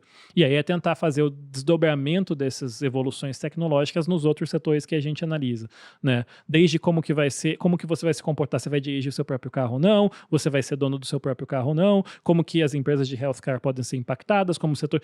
Então, assim, o que a gente tenta fazer na análise desses grandes temas do ponto de vista prático, de curto prazo, quem está produzindo a matéria-prima que a gente precisa para que esses temas continuem avançando? São algumas empresas de semicondutores, tanto de ponta quanto o pessoal que faz fornecimento de equipamento para essas empresas de semicondutores. Segundo, as grandes empresas de tecnologias, quem está bem exposta nesse tema, quem tem tecnologia, quem tem pessoal, quem tem posicionamento estratégico para isso. E aí depois a terceira, que é a etapa mais existencial são as grandes discussões de quais são os grandes temas para os setores no mundo daqui 5, 10, 20 anos, assim. Tem muita coisa que pode mudar na nossa vida que a gente tem que discutir, assim. Vamos pensar no mundo, por exemplo, a gente foi visitar a fábrica da Tesla, é um negócio muito maluco você andar num carro que você não faz nada e ele faz absolutamente tudo sozinho, e aí você tá a 140 por hora numa estrada e você fala assim, eu confio nesse negócio aqui ou não? Mas você começa a pensar nos desdobramentos disso, para dar um exemplo, assim. Se o carro for autônomo, você não precisa ter vários carros em casa. Um carro vai te levar num lugar que você precisa ir, ele volta, busca a Malu, depois ele vai voltar a pegar os futuros filhos de vocês na escola, tal, não sei o quê. O carro, ele faz tudo sozinho. Você não vai precisar ter um estacionamento para aquele seu carro no teu trabalho. Você já imaginou o quanto de real estate available que tem disponível nas grandes cidades do mundo inteiro, se você não precisa mais de estacionamento ou precisa de uma quantidade muito reduzida? O que acontece com o preço de apartamento se você pegar os andares de estacionamento por aí e poder converter em residência? O que acontece com o preço de terra? E com seguradora, que ela faz a conta de quantas vezes você bate o carro. O Bruno tem um perfil um pouco pior, porque ele é homem é um pouco mais agressivo, a Malu tem um perfil um pouco melhor, porque mulher é um pouco mais conservadora na hora de dirigir. Não tem mais acidente de carro, ou vai ter muito menos. Eu generalizei. É o contrário. Então, assim, Mas eu bato menos, é verdade, essa parte. Bateram na minha traseira, não fui eu que bati a última vez. É sempre essa história. Eu nunca bati. Mas, enfim, então, qual é a consequência para o setor de seguros, por exemplo? Então, tem bastante desdobramento que a gente tenta discutir internamente, pensando no horizonte de 10, 15 anos, para os outros setores como um todo, né? Até para o volume de carros, né? Sim, exato. Se você não vai precisar de 2, 3 carros, um carro só, quem se beneficia mais disso? Porque né? o carro tempo ocioso dele com a gente é enorme. gigantesco. Não, você já pensou, assim, vocês que sabem fazer essas contas, o invested capital, que é um carro, você usa 3% do tempo dele, 2%. O resto é zero de retorno, com um mega invested capital. Que, pode te dar um retorno, você quer investir no quê com aquilo lá? O quanto que pode te dar? Qual é o custo de capital daquilo lá? Assim, então, é muito ineficiente. É uma parte muito grande das rendas da família alocada naquilo. Então, você pensar num shopping super ocupado, assim, mas ultra ocupado, ele tem 95%, 90% a 95%. Assim, mas é o ultra sucesso. O carro tem o oposto, né? É um negócio muito mal... É impressionante, é muito mal aproveitado. Né? Assim, como que isso muda a alocação de capital, como que isso muda o setor de real estate, como que isso muda... Então, é muito... E assim, isso é a inteligência artificial de direção autônoma, ela é iminente. Ela vai acontecer na próxima década, assim. Então, essas, assim... Resumindo a pergunta, como investir nisso? Primeiro, as empresas que estão fabricando as matérias-primas para isso. A gente faz bastante estudo dentro de casa para ver quais são as empresas que são importantes nisso. Segundo, as empresas que dominam essas tecnologias. E terceiro, pensando no que vai impactar os outros setores. Não é fácil prever o futuro. É uma coisa que a gente sempre comenta lá. Assim, duas frases que eu gosto de comentar quando a gente está discutindo isso uma é do Paul Krugman. Aquela da internet? Perfeito. Nobel de Economia, tá? Não estamos falando de uma pessoa que é Nobel de Economia, colunista do New York Times até hoje, respeitado. Não é da corrente econômica que eu mais gosto, mas você pode... É Nobel de Economia. Sim. Quando perguntado para ele qual ia ser o impacto da internet... Nessa discussão que a gente está falando, o que a inteligência artificial vai mudar no mundo? Fizeram a mesma pergunta para ele em 97. Nos anos 90. O que a internet vai mudar no mundo? E aí ele falou... isso aqui é um grande hype, é uma grande moda, mas o impacto não vai ser muito maior do que o impacto que o fax teve no mundo. Essa foi a resposta de um Nobel de Economia. Nem sei se o pessoal ainda lembra que é um fax, tá? Exato, não é. E o Steve Ballmer, que era o CEO da Microsoft em 2006, 2007, contratado para tocar a empresa do Bill Gates, né? Perguntaram para ele o que ele achava do iPhone. Ele riu e falou, cara, esse é um produto de nicho, ele nunca vai ter mais do que 2% de market share. Quem vai querer ter um equipamento que não tem teclado, que você depende de tela? Assim, as pessoas não querem navegar numa telinha pequena, elas querem navegar num CPU, elas querem ver uma tela grande e tal. Hoje, 90% do fluxo de internet do mundo é no celular e o iPhone tem 60% de market share nos Estados Unidos. É o produto mais bem sucedido da história da humanidade. 55% da receita da maior empresa do mundo, que vale $3 trilhões, é o iPhone. Então, assim, o CEO da Microsoft há 15 anos atrás, fez a projeção de que era um produto relevante. Então, dito tudo isso, a gente tem que ser bem humilde aqui de que a gente ninguém tem uma bola de cristal e consegue prever exatamente o que vai acontecer com essas evoluções tecnológicas. O que a gente tenta fazer é fazer isso, olhar para as empresas que estão participando hoje da produção disso, que podem se beneficiar e de como isso pode impactar nos setores lá na frente. A melhor maneira de perder reputação no mundo de hoje é fazer uma previsão cravada subestimando alguma coisa. E, isso tem que ser capaz de mudar de opinião também. Assim, O Paul Krugman, eu acho até sacanagem julgar o cara por conta de uma frase. Mas foi uma frase tão mal sucedida no final das contas.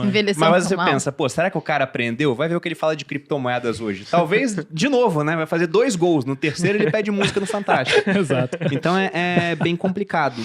E aí, pensando, por exemplo, em questão de preço. Porque você citou NVIDIA. E, poxa, muita gente compra NVIDIA. Todo dia, se eu vou falar de mercado americano, o pessoal pergunta, e NVIDIA? Porque, de fato, NVIDIA pegou 2 hypes. Primeiro que veio a mineração de criptomoedas e fornecia as placas para isso. E, de repente, quando passou esse hype, engatou um outro, que foi de inteligência artificial. Só que agora está negociando a 200 vezes o lucro dos últimos 12 meses. Então, você pode fazer projeções, poxa, vai crescer muito o lucro. Sim. Mas não dá para falar que é uma empresa barata. De maneira alguma. Então, não está tudo muito esticado nesse setor, não está surgindo, como sempre costuma acontecer com tecnologia, um comportamento meio que humano. A gente fez bolha com Estrada de Ferro, com linha de telégrafo, fizemos bolha com empresas.com, fizemos bolha com NFTs, com cripto. Agora a gente está entrando numa bolha de IA. Da infraestrutura para isso, né? Sim. Essa é uma pergunta extremamente válida que a gente tenta responder todos os dias lá, né? Assim, para ter uma bolha, você tem que ter alguma tecnologia nova, surpreendente, com muito potencial, como foi Estrada de Ferro, como foi a internet, e que ainda é desconhecida. Então você consegue extrapolar qual é o cenário futuro, né?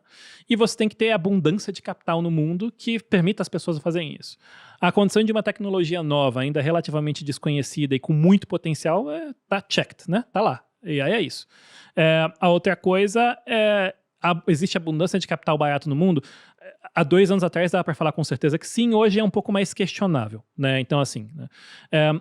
E aí tem uma segunda coisa que mesmo no meio dessas bolhas, você tem que separar um pouco o joio do trigo, né? Assim, e é difícil de fazer isso, tá? Só para dar um exemplo de como isso é difícil, quando você pega ela no meio da bolha da internet, talvez a pessoa mais brilhante do planeta naquele tópico específico e que mais surfou essa bolha bem, que foi o Jeff Bezos, dono da Amazon, além de ter esse site que vendia livros, ele também é acionista de uma outra empresa que chamava Pets.com, que foi um grande fiasco. Foi super valorizado e em um determinado momento o business dele não funcionou. Então, assim, mesmo ele, não é que o cara, ele vislumbrou e acertou. Ele errou também. Ele acertou uma e errou. Aqui ele acertou, foi um belo de um acerto. Mas, então, assim, a resposta a gente pode estar numa bolha. Como o capital não está tão barato quanto estava 2, 3 anos atrás, é um pouco mais difícil de você responder com precisão. Mas mesmo se a gente tiver, tem algumas empresas que, quando a gente olhar daqui 5, 10 anos, elas vão ser mais relevantes do que elas são hoje para o mundo e para a nossa vida, e que elas fazem parte dessa bolha. Então vai ser muito tentar entender, separar o joio do trigo. Quando a gente olha no mercado americano, muita coisa subiu, que você fala assim, por que isso aqui está subindo mesmo? Então caso por caso. Do caso da NVIDIA especificamente que você comentou, eu particularmente tenho uma opinião muito positiva com relação à empresa. Eu não acho que é um acidente que ele surfou a bolha dos joguinhos online nos anos 90 e tudo mais. Depois ele surfou a bolha de data center. Aí ele começou a surfar a bolha de mineração. Agora ele se posiciona muito bem. O Jensen, que é o fundador, e a empresa como um todo tem uma cultura de entender para onde está indo o mundo de semicondutores e como posicionar a NVIDIA bem para isso. Assim. Então, ele é curioso até porque não foi deles que partiu a ideia de fazer semicondutor de processamento paralelo para inteligência artificial e para pesquisa. Na verdade, ele conta essa história muito melhor do que eu, mas o resumo do resumo é: um belo dia lá em 2004, 2005, ele recebeu a ligação de um professor de Stanford para agradecer ele. Por que você está me agradecendo? Ele, não, porque demorava, 26 dias para o computador no meu laboratório rodar um teste que eu fazia do desenvolvimento de um produto biológico específico. E aí eu estava conversando em casa que isso era muito difícil, e o meu filho adolescente que estava jogando falou assim, pô, mas você usa a placa da NVIDIA? Porque se é comportamento matemático, dá para você programar isso de maneira paralela, e aí a placa da NVIDIA é melhor que tem ele. Não, eu uso o meu CPU normal. O CPU é um chip que é mais genérico, ele não é tão poderoso quanto o GPU para uma coisa específica. E aí ele foi na loja de videogame, comprou 7 placas de vídeo da NVIDIA, colocou no computador de Stanford, e aí eles conseguiu reprogramar para poder rodar em processamento paralelo, e em 8 horas chegou no mesmo resultado que o computador demorava 20 e poucos dias para chegar. E aí ele falou, pô, tem que dar um jeito de agradecer esse pessoal que faz essas placas de joguinho que é muito boas. E aí quando ele recebeu esse feedback, ele falou, caraca, temos um business aqui. Não só Stanford, todas as universidades do mundo estão tentando rodar simulações de pesquisas, vamos tentar mudar a minha empresa para tentar, não mudar, mas assim, aí ele em 2006 ele criou o CUDA, que é uma linguagem de programação que ajuda você a desenvolver software para fazer com que o seu software rode em processamento paralelo da NVIDIA. E hoje os grandes programadores de AI todos usam isso. Assim. Então, não é uma coincidência. O cara ele criou um ecossistema para isso. Então, eu honestamente acredito que ela vai continuar sendo uma das empresas mais importantes para o desenvolvimento tecnológico das próximas décadas. E acho que eles estão muito bem posicionados para isso. Se a gente pega as big techs americanas, porque, por exemplo, você já tem a Microsoft que investiu na OpenAI. Você tem o Google que está correndo atrás do prejuízo na parte de inteligência artificial também. Essas empresas são muito grandes, elas conseguem levantar capital por um custo mais baixo, elas têm muito capital também, tem caixa de dezenas de bilhão de dólares para investir. E geram muito caixa. Muito. Então, vocês acham que elas estão criando meio que uma barreira intransponível de competição? Porque se a gente olha assim, as vantagens competitivas são tão grandes, e se criar uma IA super poderosa ainda, fica tão na frente dos outros que, poxa, não tem como não estar investido em negócios assim? Tem uma semelhança entre todas essas empresas que você comentou, que é a mais óbvia de todas, é a mais importante de todas, na nossa opinião, quando a gente vai olhar. Todas elas são americanas, né? E até um pouco da tese que a gente gosta de falar na Dália, que assim, quando a gente está olhando, a gente tenta casar o top-down, o macro, aquelas grandes coisas, com o micro das empresas, né? E aí quando a gente olha a nossa principal tese do ponto de vista macro, o que a gente adotou um nome que se usa aí no mercado de Pax Americana, né? Não é coincidência o fato de que as grandes revoluções tecnológicas do último 1,5 séculos, desde o desenvolvimento do semicondutor, que foi nos Estados Unidos, a revolução da indústria de computador pessoal nos anos 70 e 80 nos Estados Unidos, a criação do smartphone nos Estados Unidos, agora os grandes modelos de inteligência artificial acontecendo também nos Estados Unidos. Existe um conjunto de fatores, que até você comentou no começo, demográficos, geográficos, institucionais, que fomentam isso, né, que fazem os Estados Unidos. Se você parar para pensar, o Elon Musk ele é sul-africano. Os pais adotivos do Steve Jobs eram do leste europeu. Os fundadores do Google também são do leste europeu. Até eu estava vendo o Jeff Bezos, né? Eu falei, não, o Jeff Bezos, esse aqui é americano 100%. Na verdade, o pai dele biológico separou da mãe quando a mãe tinha 18, e aí um cubano chamado Mike Bezos, que é imigrante cubano, que virou um grande engenheiro de petróleo, executivo e tal, e a família obviamente admira muito, e o Jeff Bezos acabou adotando o nome do pai adotivo, não do pai biológico dele. Então o Mike Bezos, que é o pai do Jeff Bezos, que incutiu nele, né, todo esse pensamento estratégico e tudo mais, é um imigrante cubano. Então, assim, não estou falando que às vezes as pessoas até quando escutam a gente comentando sobre essa tese, vocês gostam de puxar o saco dos americanos. A gente não está falando bem de americano, não. Todas as pessoas que a gente está falando vieram de outros países. Sim. O que a gente está falando bem é da sociedade norte-americana. O ambiente que se fomentou lá, de criação de tecnologia e social, é muito, muito, muito bom. E como você falou, isso acaba construindo um tijolinho em cima do outro, né? Assim, você suplantar o mundo inteiro sofrendo com demografia, população encolhendo, gente fazendo fila para entrar nos Estados Unidos. No ano passado entraram 2,5 milhões de pessoas, dos quais 800 mil são pessoas com graduação nas melhores universidades da Índia, do Brasil, da China, correndo para morar lá. Você pega CEO de empresas Vale do Silício, é todo mundo indiano. Exato. E altamente inteligente foram para lá. Leste europeu, exatamente. Brasileiro também tem. Então, no final do dia, acho que até fazendo um gancho com a sua pergunta anterior, talvez, né, é muito difícil fazer projeções do ponto de vista de qual exatamente vai ser a empresa vencedora. Mas quando a gente olha para tudo que a gente faz de conta e de análise no top-down, de investimento em capacidade produtiva, capacidade de computacional de processamento, é muito difícil que os Estados Unidos também não liderem a revolução de inteligência artificial, como eles lideraram a revolução de internet, a revolução de smartphone, a revolução de computador pessoal, a revolução de microprocessadores e tudo mais. Então, a gente acha importante para o investidor que tem interesse em fazer uma poupança de longo prazo, ter exposição ao mercado norte-americano de alguma forma, às empresas de tecnologias norte-americanas. Esse foi um ponto importante, porque a gente olha na Dália para as coisas a médio e longo prazo. Então, ações que subiram muito, como foi o comentário com a NVIDIA, mas não só, né, outras subiram também, estão sujeitas a... Expectativas foram criadas em torno de resultados de curto prazo que talvez não se realizem, mas isso não significa que a história tenha se quebrado, né? Eventualmente, se isso vier a acontecer. A gente já viu empresas reportarem um resultado trimestral e o mercado se desapontou em relação àquilo para no trimestre seguinte se surpreender em relação àquilo, né? Então, obviamente, com uma performance como aconteceu com a NVIDIA, ela está sujeita a volatilidade maior, dado o múltiplo que você até mesmo comentou, Bruno.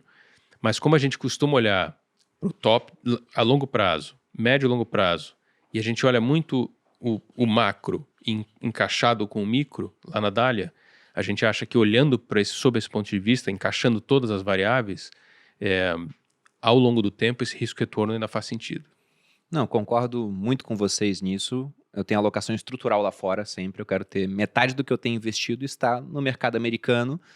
E eu acho que o S&P é uma máquina, né? Sim. Porque se a gente pensa nas empresas, e até uma certa concentração nas maiores empresas, sim, e é muito difícil separado. E por mais que a gente veja rebaixamento de nota de crédito nos Estados Unidos, eu falo, cara, mas tá, e vou tirar de lá, vou botar onde? E até no curto prazo, o Brasil está muito atrativo. A gente está muito barato, acabamos de começar, melhor dizendo, um ciclo de corte de juros. Então é discutível no curto prazo onde se aloca. No longo prazo, acho que não há tanta discussão assim. A China pode passar os Estados Unidos, tá, mas tu vai investir na China? Você pode mandar o dinheiro para tirar, é outra história, né? Exato. Mais complicado. Se vai passar, já é uma grande questão que a gente pode passar mais horas discutindo aqui. Mas, enfim, você quer alocar seu capital onde o CEO da principal empresa de tecnologia, quando ele resolveu discordar do governo, ele sumiu por 2 meses? É duro, né? Assim, e de novo... não estamos discutindo aqui capacidade intelectual ou de cada um dos países, não. É o ambiente de negócio. Se você é um chinês com 18 anos de idade, brilhante em programação, tendo ideia de negócio, você quer abrir sua empresa na China, onde se você discordar do Partido Comunista, você some? Ou você quer fazer Stanford ou MIT e abrir sua empresa nos Estados Unidos e listar na Nasdaq? Assim, onde que a filha do Xi Jinping foi estudar?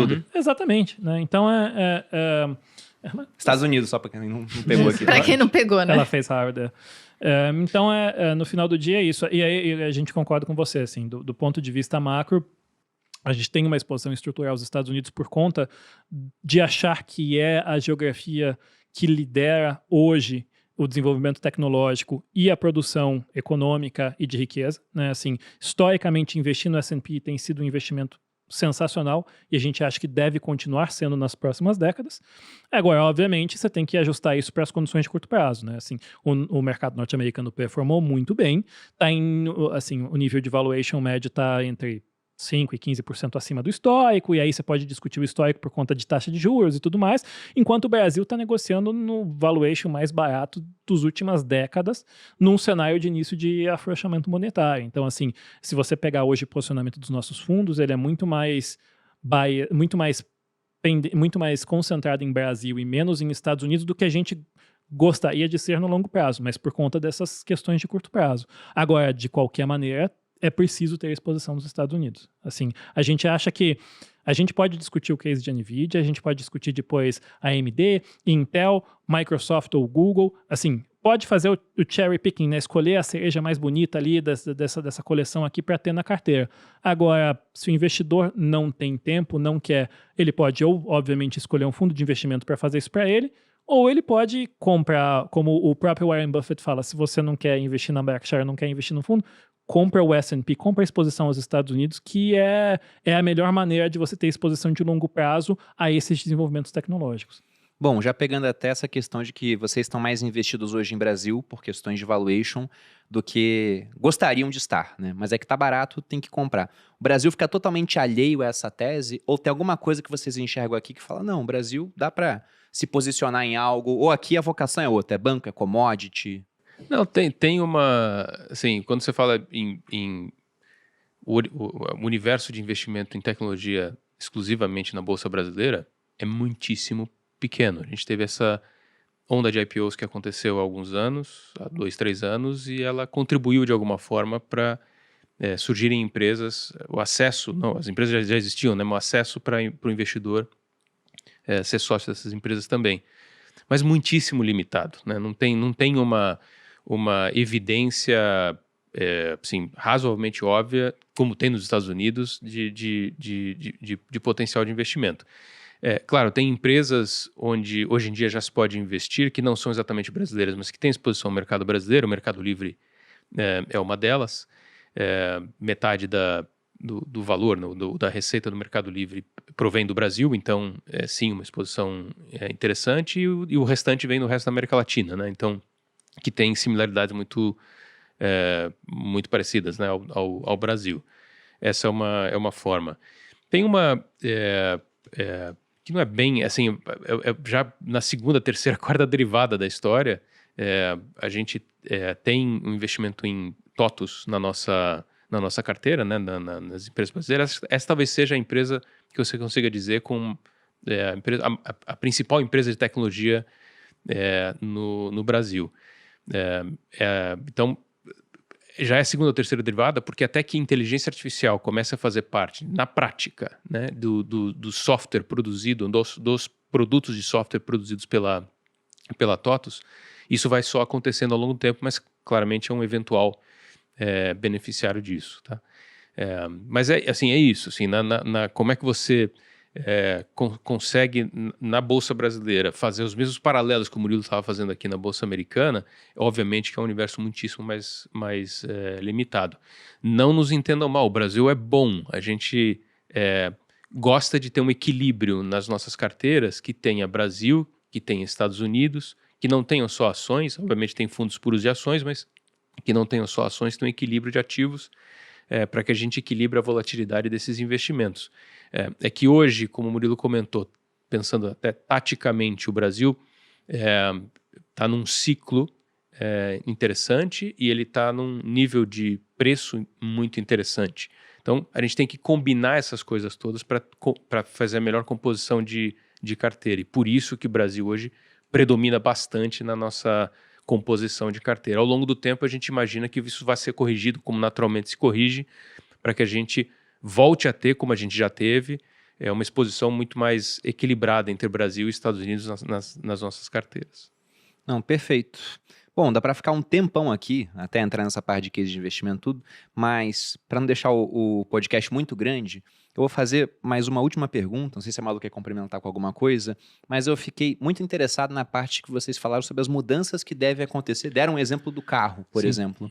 O que vocês enxergam de mais mudanças assim que, cara, isso aqui em 5 anos vai estar diferente por conta desse tipo de avanço? Vocês falaram de seguradoras, falaram da questão dos estacionamentos, aí mexe com o mercado de real estate.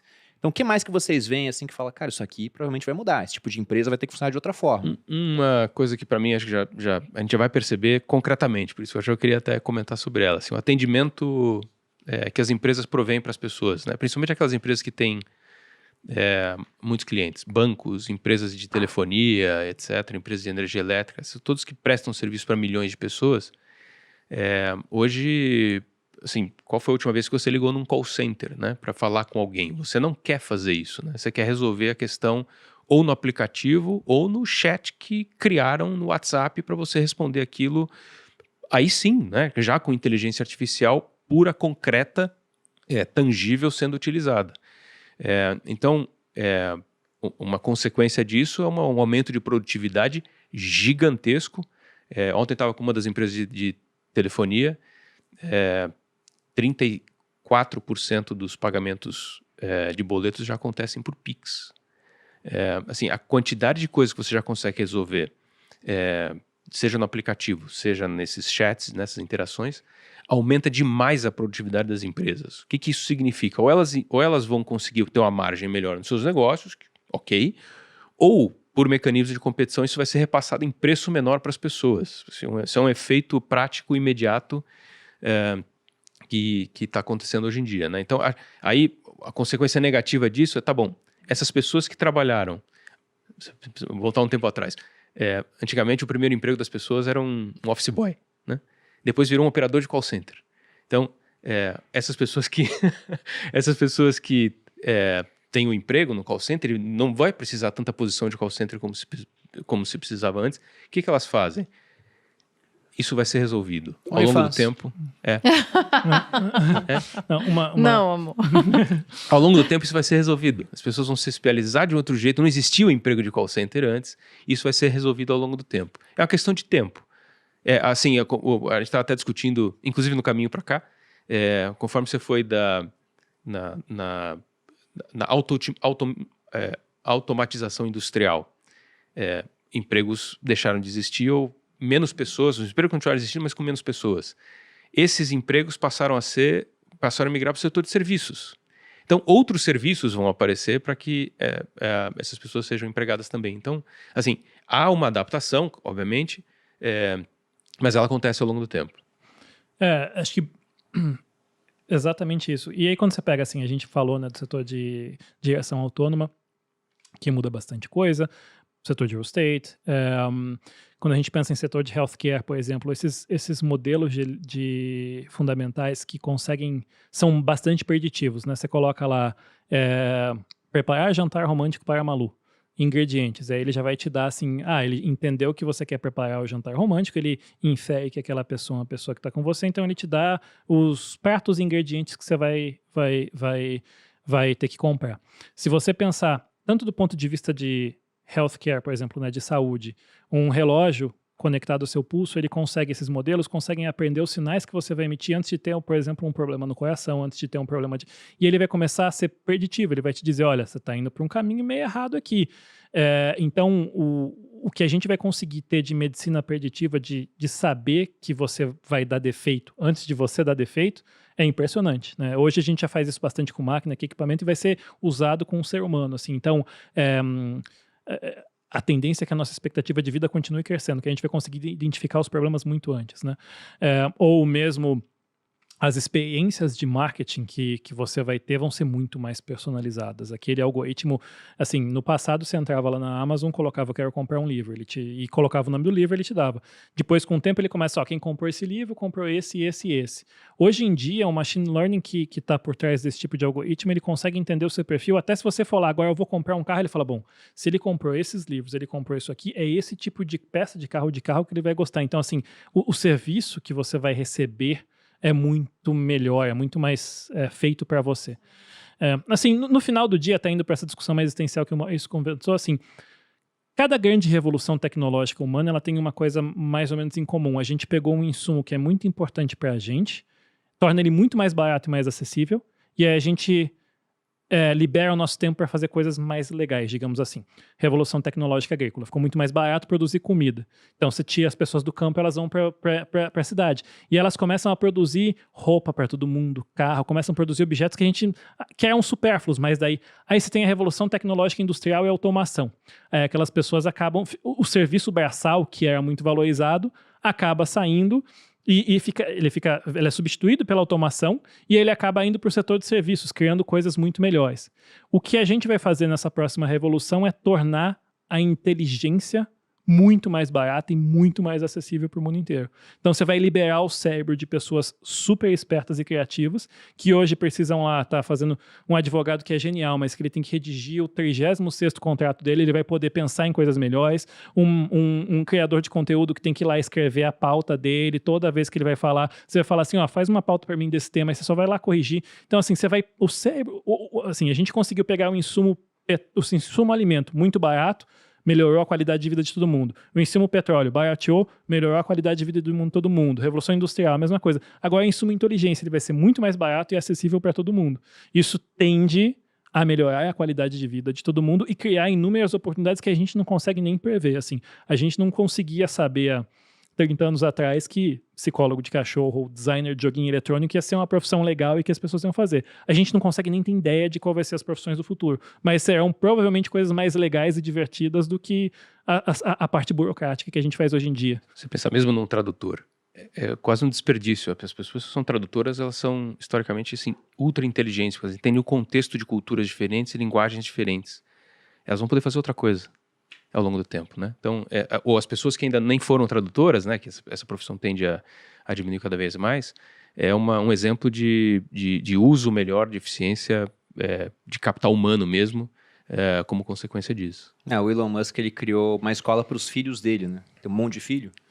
E ele colocou as disciplinas lá e não tinha outro idioma que não fosse o inglês. Ele foi indagado sobre isso, ele falou, que não vai precisar, você vai ter um tradutor automático. O cara fala em alemão, você vai escutar em inglês, você fala em inglês, ele vai escutar em alemão. E eu brinquei aqui do OnlyFans pelo seguinte, outro dia eu vi um daqueles tweets que vira meme, né?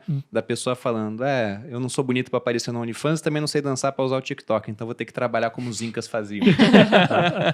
E sobre isso de criar conteúdo, eu nem sei se vai dar para criar conteúdo da pessoa mesmo, porque uma dessas pessoas que tem perfil no OnlyFans, ela criou uma namorada virtual que tem a voz dela para oferecer para os outros uma assinatura em dólar.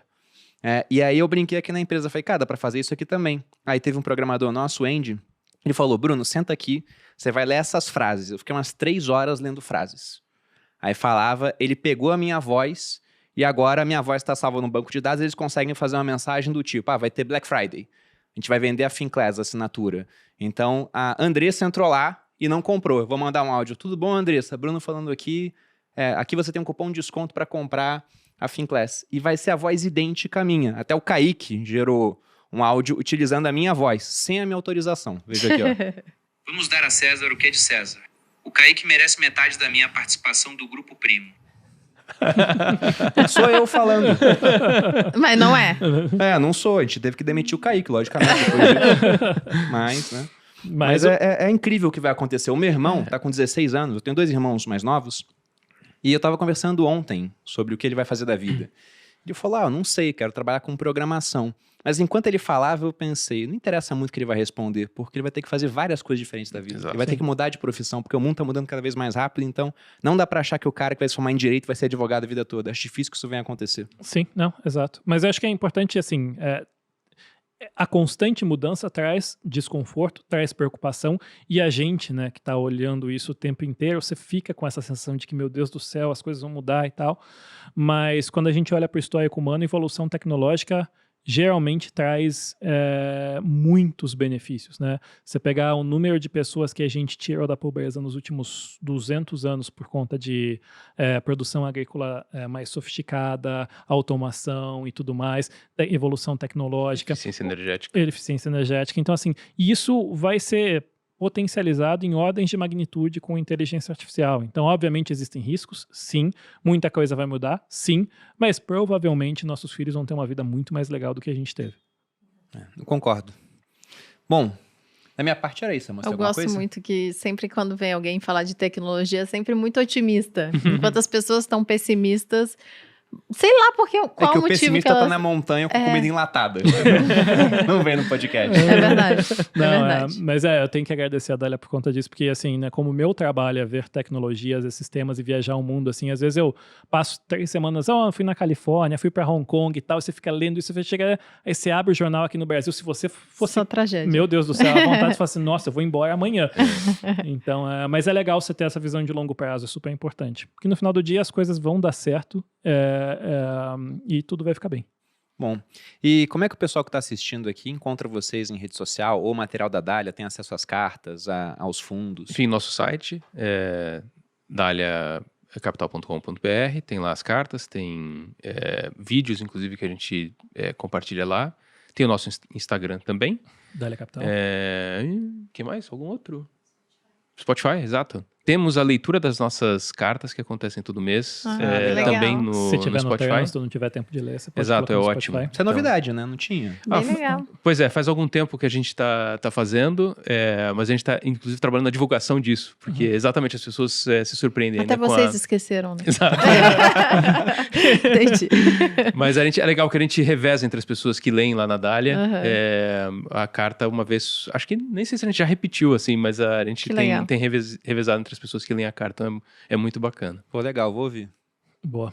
Bem, muito obrigada pela presença e vocês também encontram a gente aqui toda semana num podcast novo dos sócios, por isso se inscreva no nosso canal, porque a gente está tentando alcançar 1 milhão de inscritos até o final do ano. Nossa meta para o final do ano. Então se inscrevam e curtam esse vídeo e vocês também me encontram no @maluperini lá no Instagram. Eu brinco sempre que se cada um de vocês enviar para os 10 mil amigos mais próximos, a gente bate a meta. Tranquilo. E vários de vocês têm, porque estamos em época de rede social, sei que vocês têm. Bom, pessoal, vocês me encontram no YouTube, no canal Você Mais Rico, tem vídeo toda segunda, quarta e sábado, aqui no podcast só semanalmente. Para aqueles que quiserem, no curso Viver de Renda, vai abrir no dia 7 de agosto. Lá, tá aberto agora, né? Porque esse episódio está na semana que vem. Inclusive, para quem quiser, está aberta a inscrição. E lá nós temos, ao longo de 8 semanas, de maneira didática, né, todo o conteúdo para que você, que pode ser completamente leigo quanto a finanças, aprenda a investir, diversificando sua carteira entre ativos, moedas e até países, com suporte que responde 100% das dúvidas do aluno. E isso num prazo de até 24 horas. Para quem quiser mais informações, deve ter um QR Code na tela ou um link aqui na descrição. E é isso. Para quem nos acompanha, nosso muito obrigado pela audiência. Aos convidados, muito obrigado pela presença. Espero que voltem mais vezes. Grande abraço, gente. Até a próxima. Beijos.